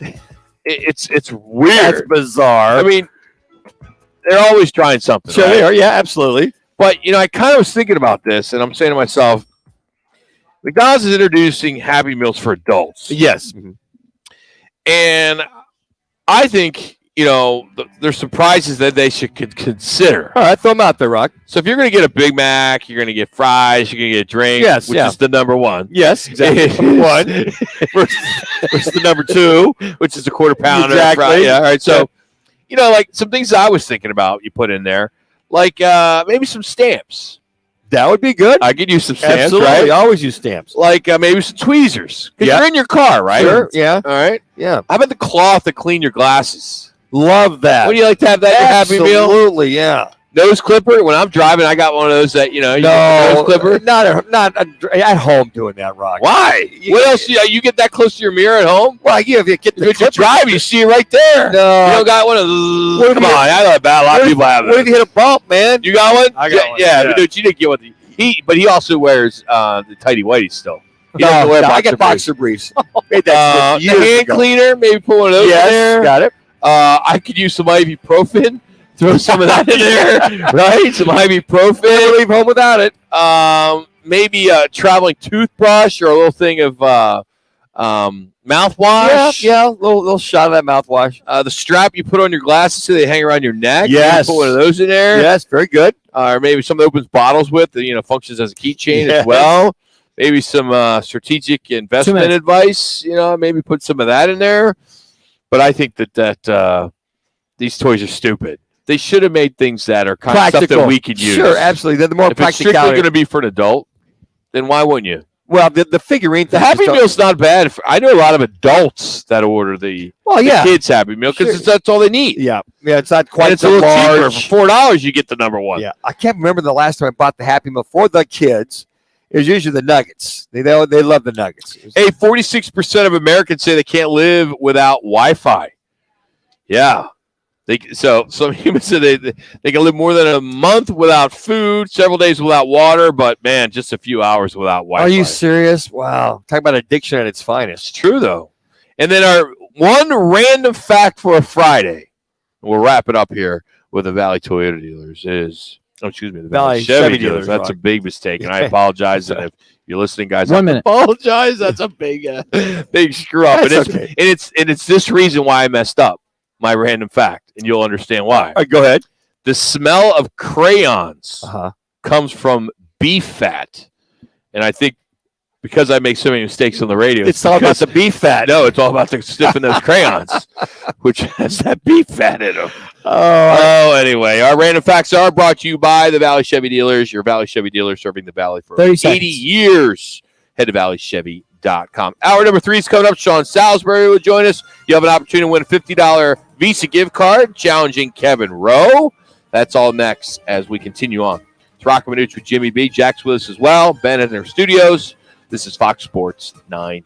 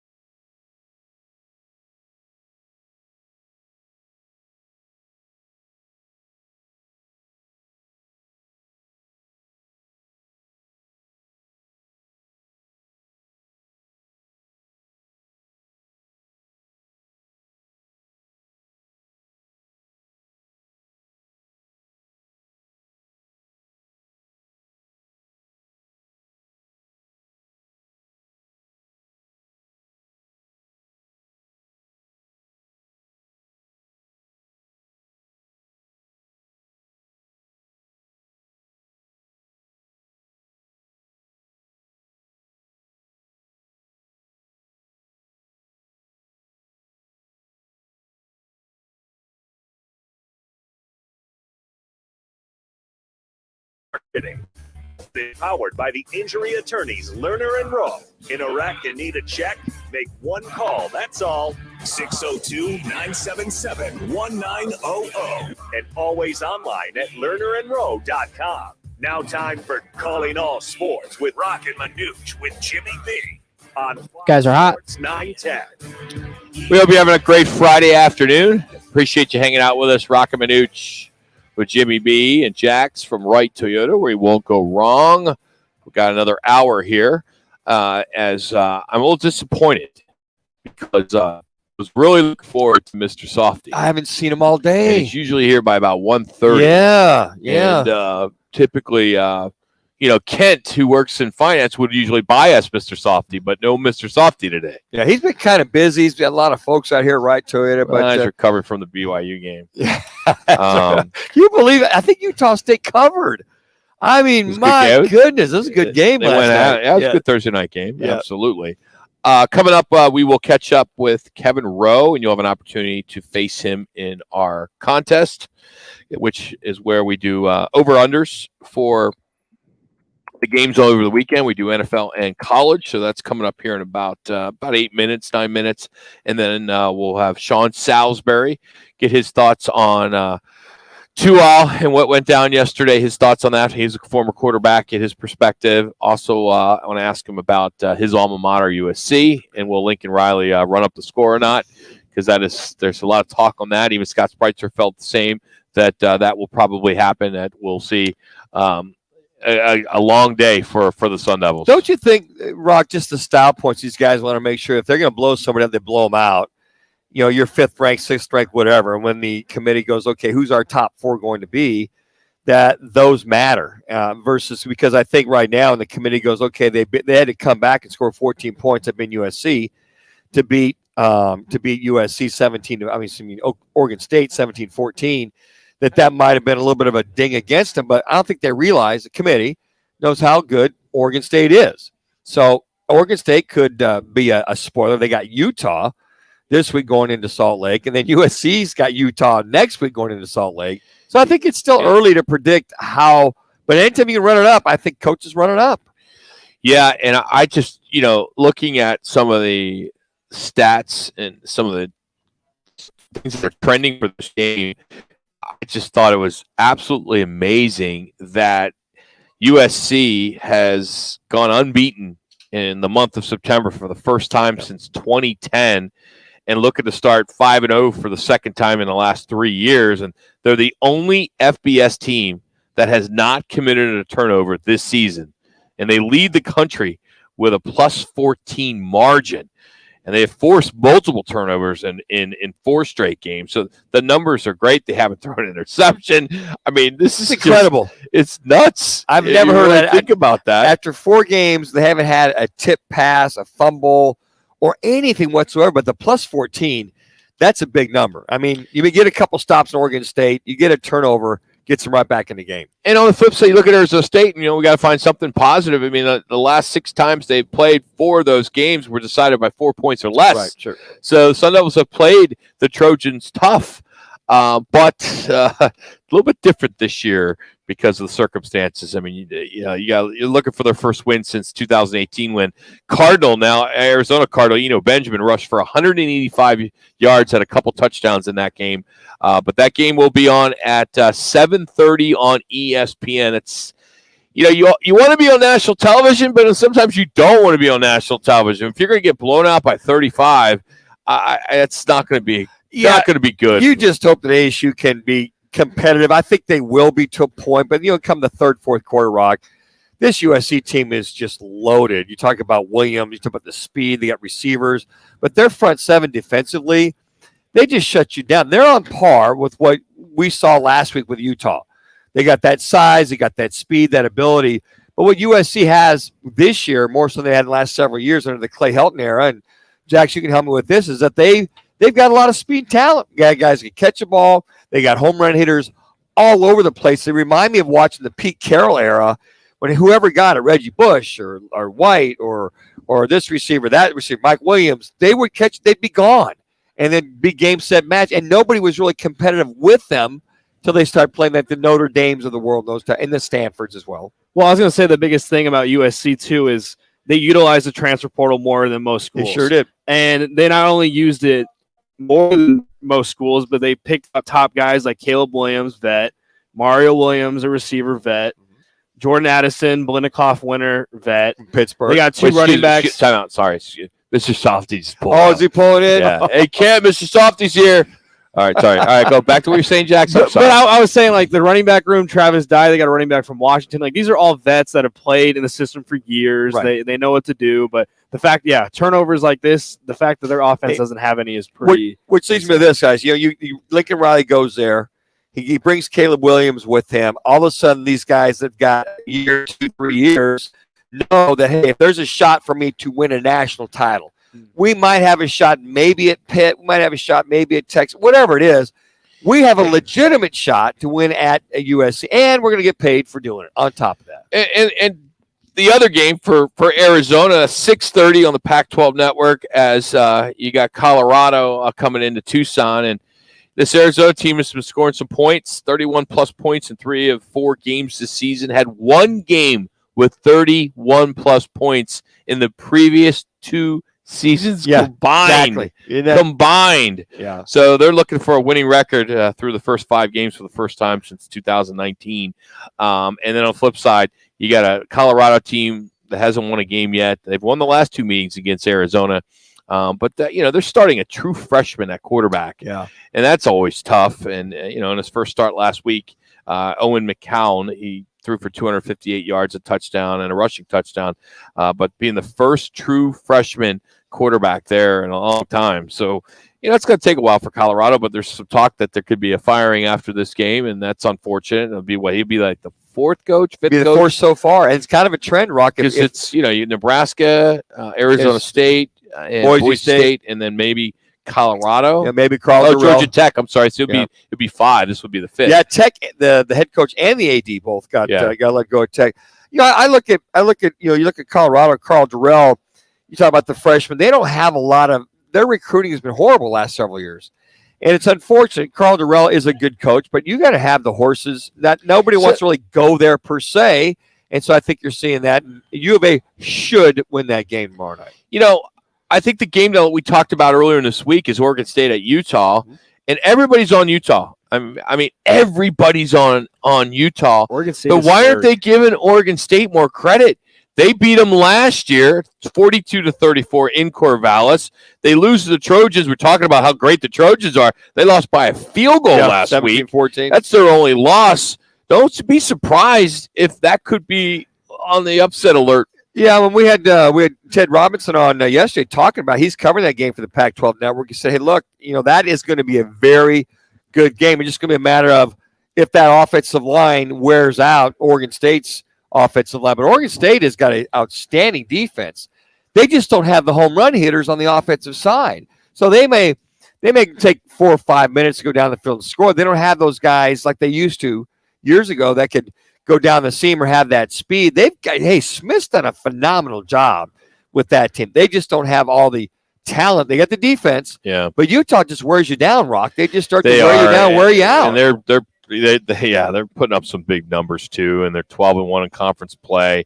They've won 21 of their last 22 at home. They've won 5 of 6 against Oregon. So I just would love to see the Beavers upset Utah. I think it'd be great for the Pac-12. I mean, well, actually, it wouldn't be good for the Pac-12 probably if we're going to see somebody there in the playoff chase towards the end of the year, but maybe that'll be USC, and you only need one. Yeah. You only need one to get there. But Oregon State to upset Utah at Utah, that would be great. And the fact that everyone in the country is going to be able to see it, it's a 12 o'clock West Coast start, East Coast 3 o'clock on the Pac-12 network. This is an opportunity for Oregon State to really get on the map. Well, and I think that if this game was in Corvallis, a great shot. I really felt I watched quite a bit of that Oregon State USC game. I thought Oregon State had it. All of a sudden, here comes USC with 14 points. They win by a field goal, and pretty much Oregon State could not match, getting back in the game, and they couldn't stop USC at the very end of the game. Just couldn't stop them. We got a Pac-12 game tonight with number 15 Washington. They're 4-0, 1-0 in the conference. They're at UCLA, also undefeated, 4-0, 1-0 in the conference. Washington won the last meeting at UCLA back in 2018. They're looking to start 5-0 for the third time in the last 7 seasons. Flip side, UCLA, they've won 8 of their last 9 home games against Washington. 7-game win streak, tied for the third longest active streak in FBS and the longest, UCLA's longest since 2005. How great would that be as well to see? I'm not a big UCLA fan, but to see UCLA 2 minutes upset Washington and tonight, where everybody can see it at 7:30 on ESPN. And here's the thing with that, you go, okay, UCLA hasn't played anybody, so here's their test. They come out, okay, I haven't played anybody. We're still confident we can win. You look at Darius Robinson. What's his 8th year quarterback for UCLA? 5th year. I know that. DTR? Yeah, he's been there for a long time. He's really playing well. So who knows? The Huskies. 69 career passing touchdowns. He needs 6 to tie local Arizona product Brett Hundley for the most in school history. That's a good question. Who holds the record for the most touchdowns at UCLA? I don't know if a lot of people would say Brett Hundley. That's right. And he started pretty much all 4 years. That's why so many. So, we feel like Kevin Rowe is part of our show. He has been since we started many, many, many years ago. So we all do fantasy together. We have some fun. But he went to Washington. His dad went to UCLA. So this is a big day. And I think I dropped the ball here because I think we were going to trump Kevin and bring Sam, his dad, on instead and get the pick. Oh, that'd be great. We will have to have some fun with one of our questions when it comes to the over-under. But if you like to compete against Kevin, actually, if there's a way to do this, why don't we see if we can have Kevin go up against his dad?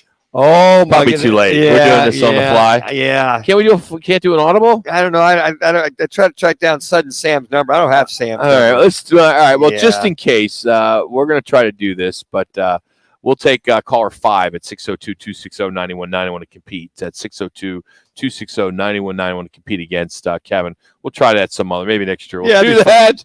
But darn, drop the ball on that one. We'll continue on. It's Roc and Manuch with Jimmy B right here on Fox Sports.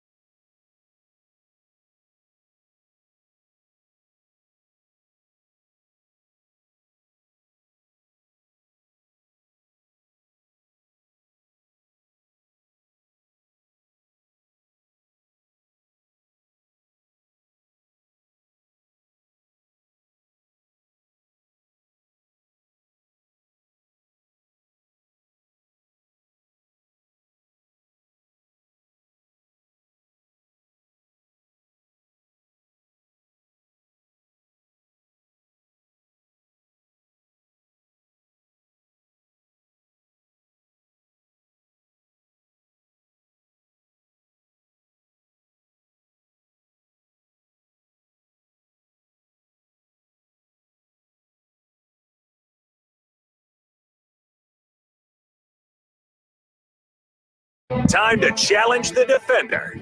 Attorney Kevin Rowe from Arizona's top full-service law firm, Lerner and Rowe. Need a check? Make one call. That's all. 602-977-1900. At Lerner and Rowe, no fees unless you win. Now, Counselor Kevin Rowe with Roc and Manuch on Fox Sports 910. Guys are hot. The counselor joins us now on the right side of guest line. How we doing, Kevin? Rock, it's so good to have you, bud. I'm glad you could manage the load this week. Last week was a load management day off for you. Well, see, what I don't understand, and what's different between you and I, is the fact that I could have called in last week. I was in Columbus, getting ready for the Ohio State game after being at the Browns game. And then I hear just now that you were in D.C. with Dan Quayle and doing your thing, and you were able to call in. They gave you a segment. I don't know why they couldn't call me. I could have came on. I went in. I was on the Saturday show. Take the points. Yeah, we priorities. You got more pull than I have. Right, Kevin. Priorities, right, Kevin? Priorities. I definitely have priorities, and probably one of us had too many cocktails by the time. Not on Friday. No, so you did, huh?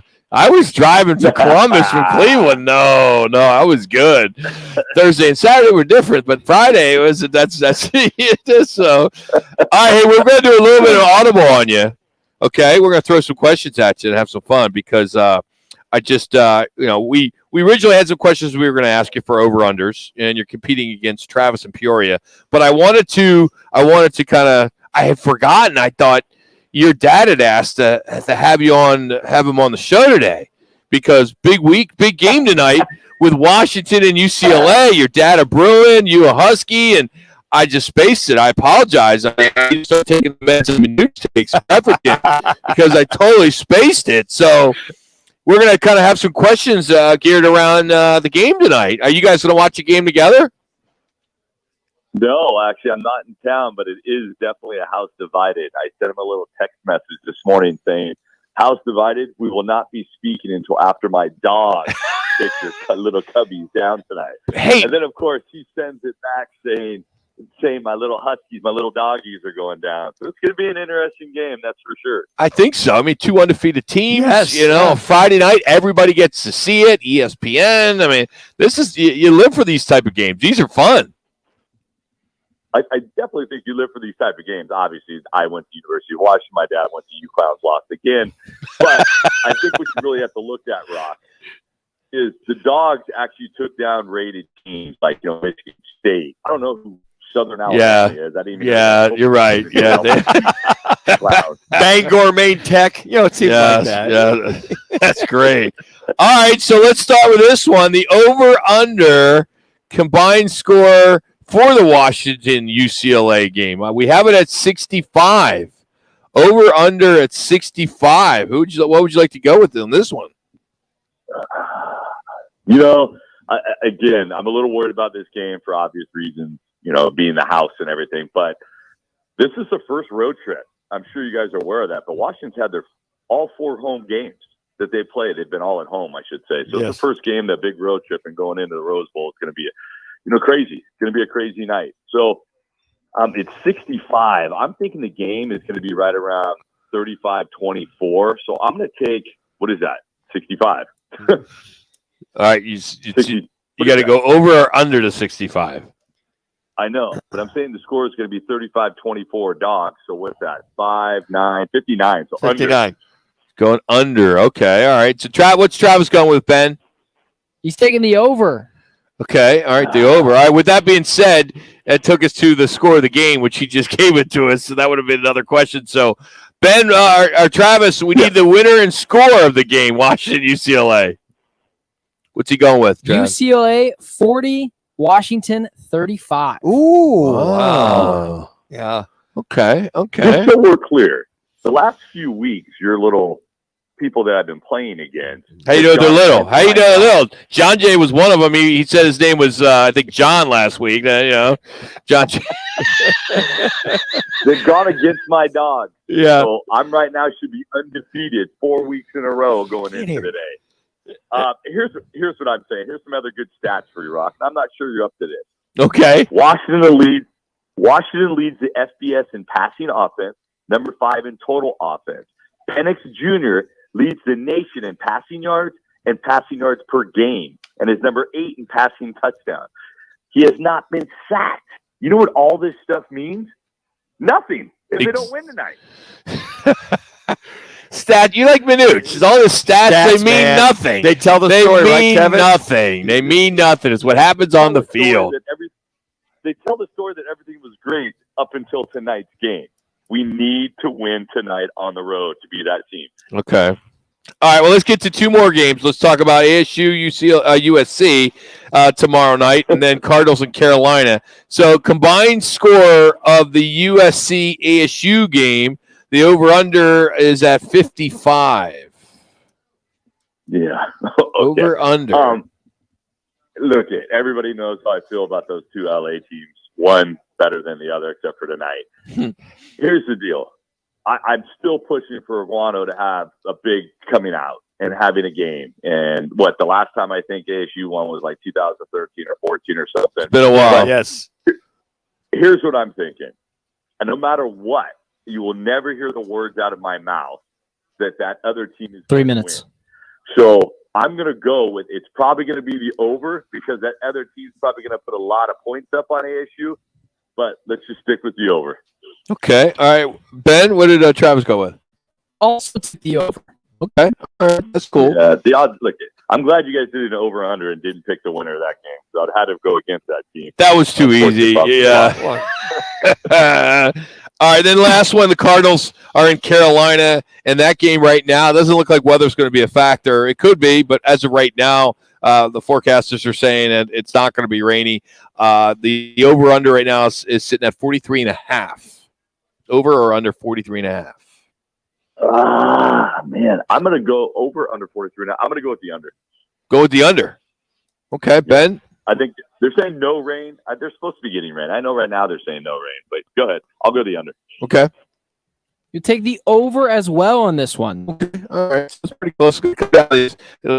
I guess Travis is a UCLA fan, so because he leaned towards UCLA in both those picks. So all right. So you guys aren't watching the game together. All right, that's all right. So do you guys actually even have a side bet, like dinner or anything like that, or he takes you out of the will, or anything? 2 minutes. Like to out of the will. Yeah, he should take me out of the will. He should definitely do that. No, we don't have any side bets, but I'm sure right before game time he likes to call and jab me a little bit.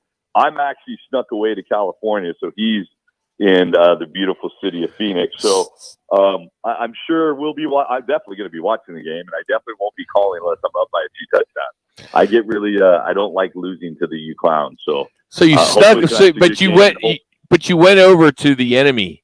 You went to California, where the 2 teams that you dislike are playing against your wife's alma mater, your dad's alma mater. I mean, that's going to probably bring some good luck to them, isn't it? Or bad luck? I'll tell you this. I really wanted to go. And my wife won't let me take the kids out because it's past their bedtime since the game's at 7:30. But imagine being at the Rose Bowl. It'd be a fun game to go to tonight for sure. Oh, definitely. Well, hey, have fun out there. Have fun tonight. Should be a good one. I'll shoot you a text later. That's good stuff, man. Appreciate the time. All right, take care, you guys. That's Kevin Rowe joining us again, as we always talk about, as the 10th annual Lerner Rowe Gives Back Golf Tournament is coming up here in April. Head to LernerRoweGivesBack.com, get some information. Looking for some great partnerships to kind of get this thing rolling, get to our number. He's hoping to raise $1 million this year. That'd be amazing. Should be a lot of fun. Well, it's back. It's our 15th annual Twin Peaks Fan Pick'em Contest. It's powered by Blue Moon and Coors Light. Just pick each week's pro games, weekly man cards. And this year's grand prize is your choice. Trip to Hawaii for 2, or you can take the cash, and that's $5,000. Head to fanpick'em.com to sign up. It's never too late, as I believe we take the top 11 weeks of the season. So we're only we're in our 3rd week, and if you had some bad weeks, that's all right. So we'll get rid of your your worst weeks out of the season. So it's a great contest. It's our 15th year. Go to fanpick'em.com. Sean Salisbury is going to join us next. Unfiltered, uncensored. We'll get his thoughts on 2 Owl and how that was handled. Get his thoughts on USC. He played there, and he thinks that Lincoln Riley is going to run up the score if that is the case. That's all coming up as we continue from Wright Toyota. This is Fox Sports 910.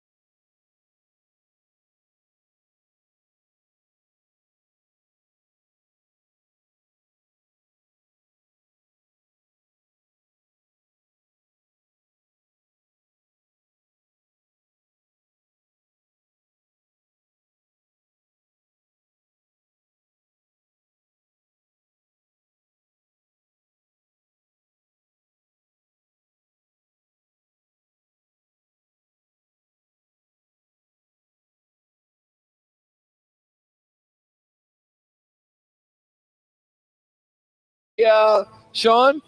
I sure am. What's up, So, guys? are you getting any? You're not getting any rain over there, are you? No.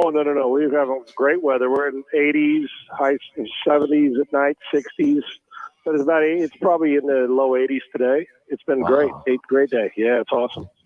Hey, all the talk shows this morning and maybe even during your show, it just seemed like a lot of talking heads were piling on the NFL with the 2-out injury or the controversy around the concussions.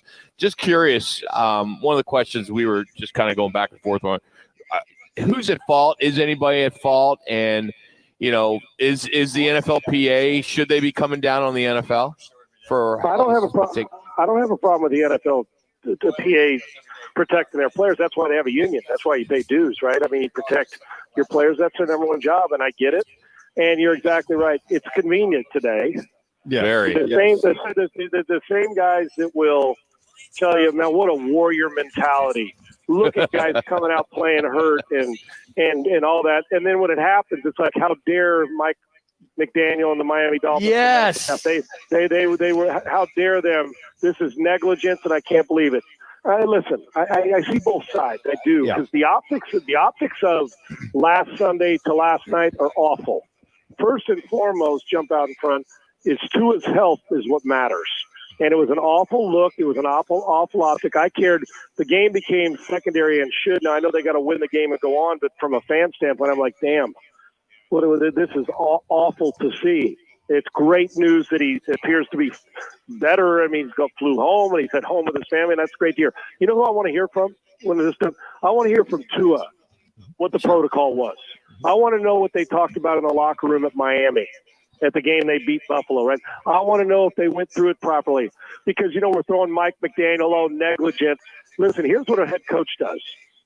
The medical staff, and Manuch, you know this as well, the medical staff, you want to play them, 99% of coaches on the planet, when the medical staff does, you take the coach out of it. The coach doesn't get to make these decisions during a game anymore.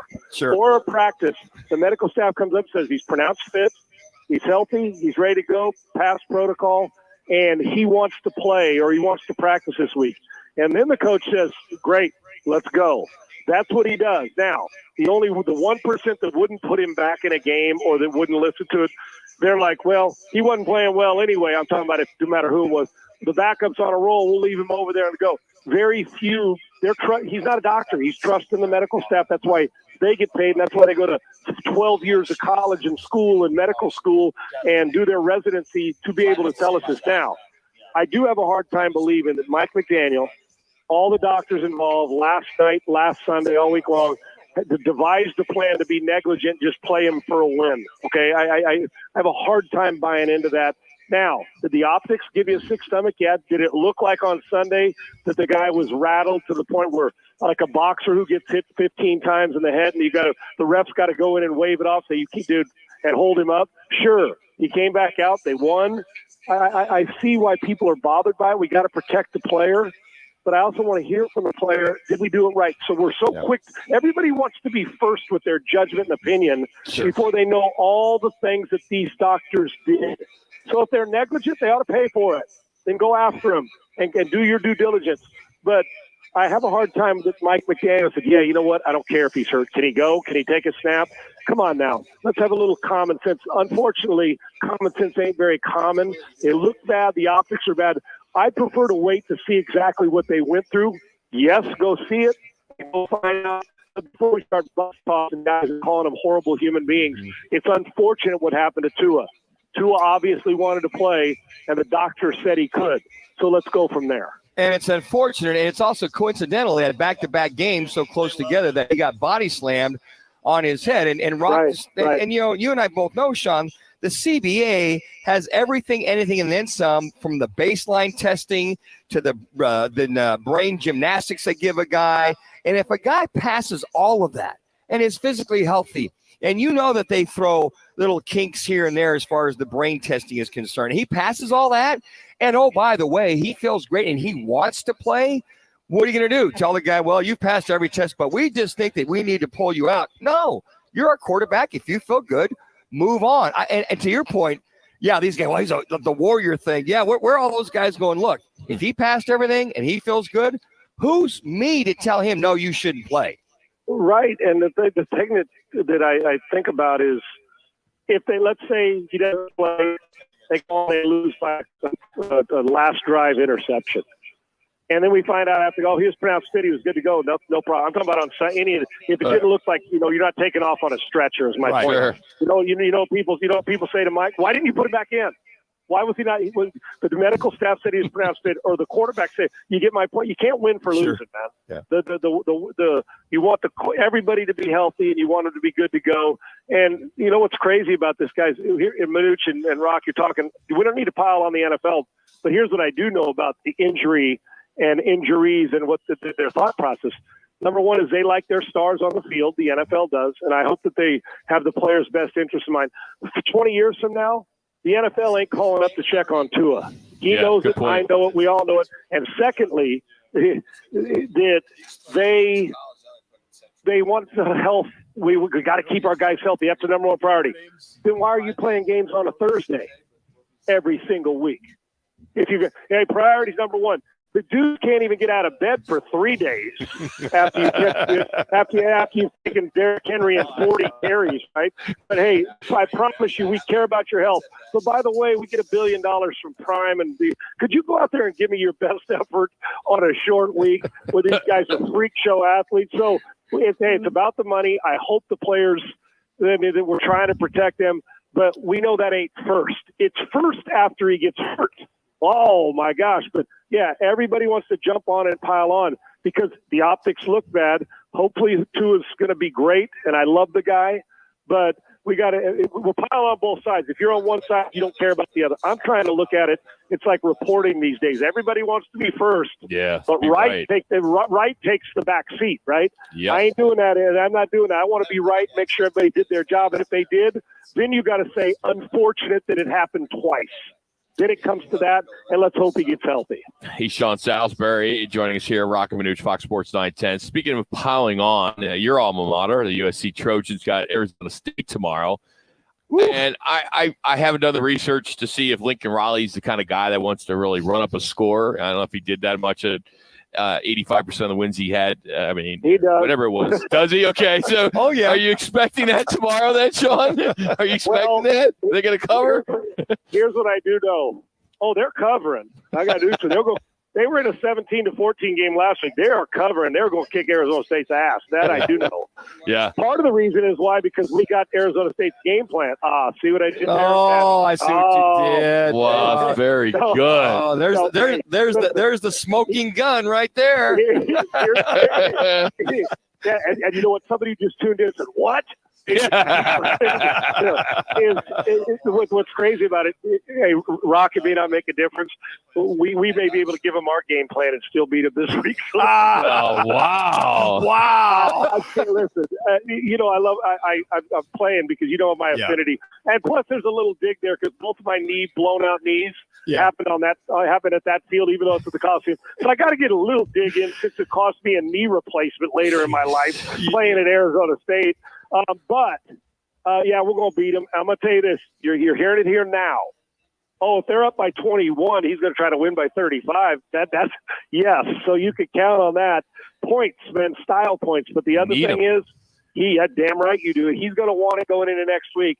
If the Trojans, and I am looking ahead, they're not, go to Salt Lake City next Saturday. And they beat you. Yes, sir. And they beat Utah in their building. Trojans are going to be in the Final Four undefeated.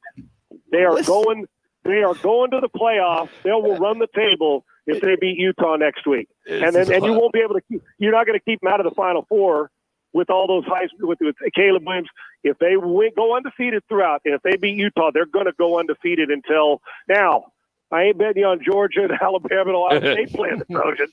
I don't know if we're physical enough to handle Georgia because they look like a bunch of grown men playing on Sunday.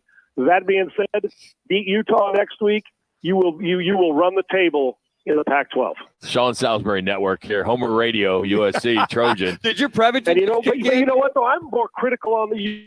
You guys know this. Yeah, you are. But I've been more critical of the Trojans than anything. But don't think I'm not going to hop on that wagon that's got a band on it and stay on it until we lose, brother. You know what's amazing though, Sean? I saw this stat that this was the first September since 2010 that USC is undefeated.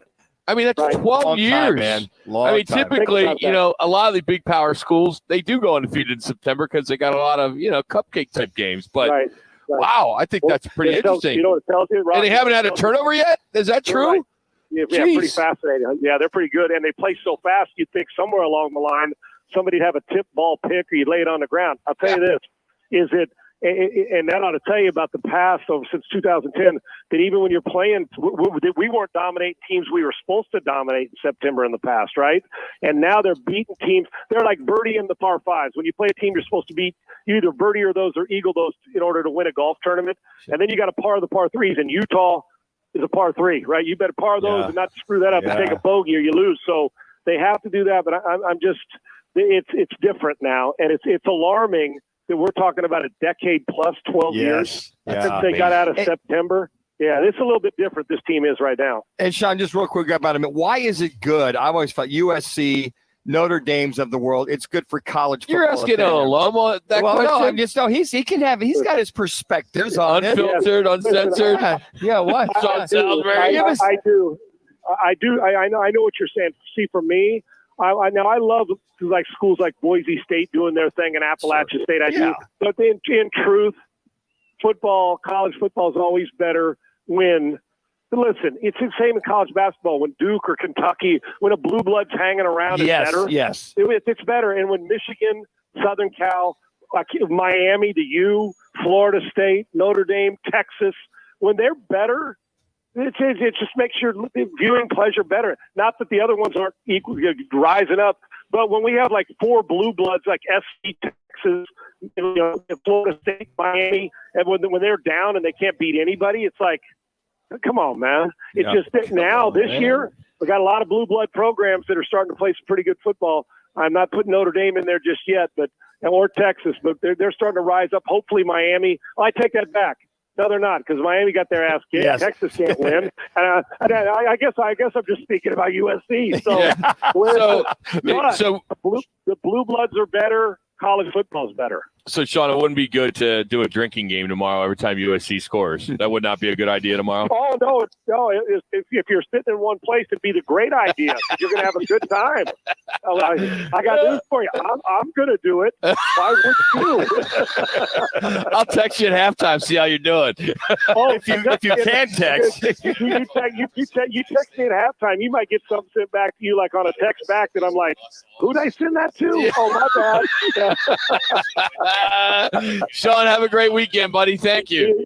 You too, guys. Thanks. Appreciate it. That's awesome. Sean Salisbury joining us here on Roc and Manuch with Jimmy B, Fox Sports 910. He's driven by All City Towing. They're hiring. We talk about it every day. Go to allcitytowing.com.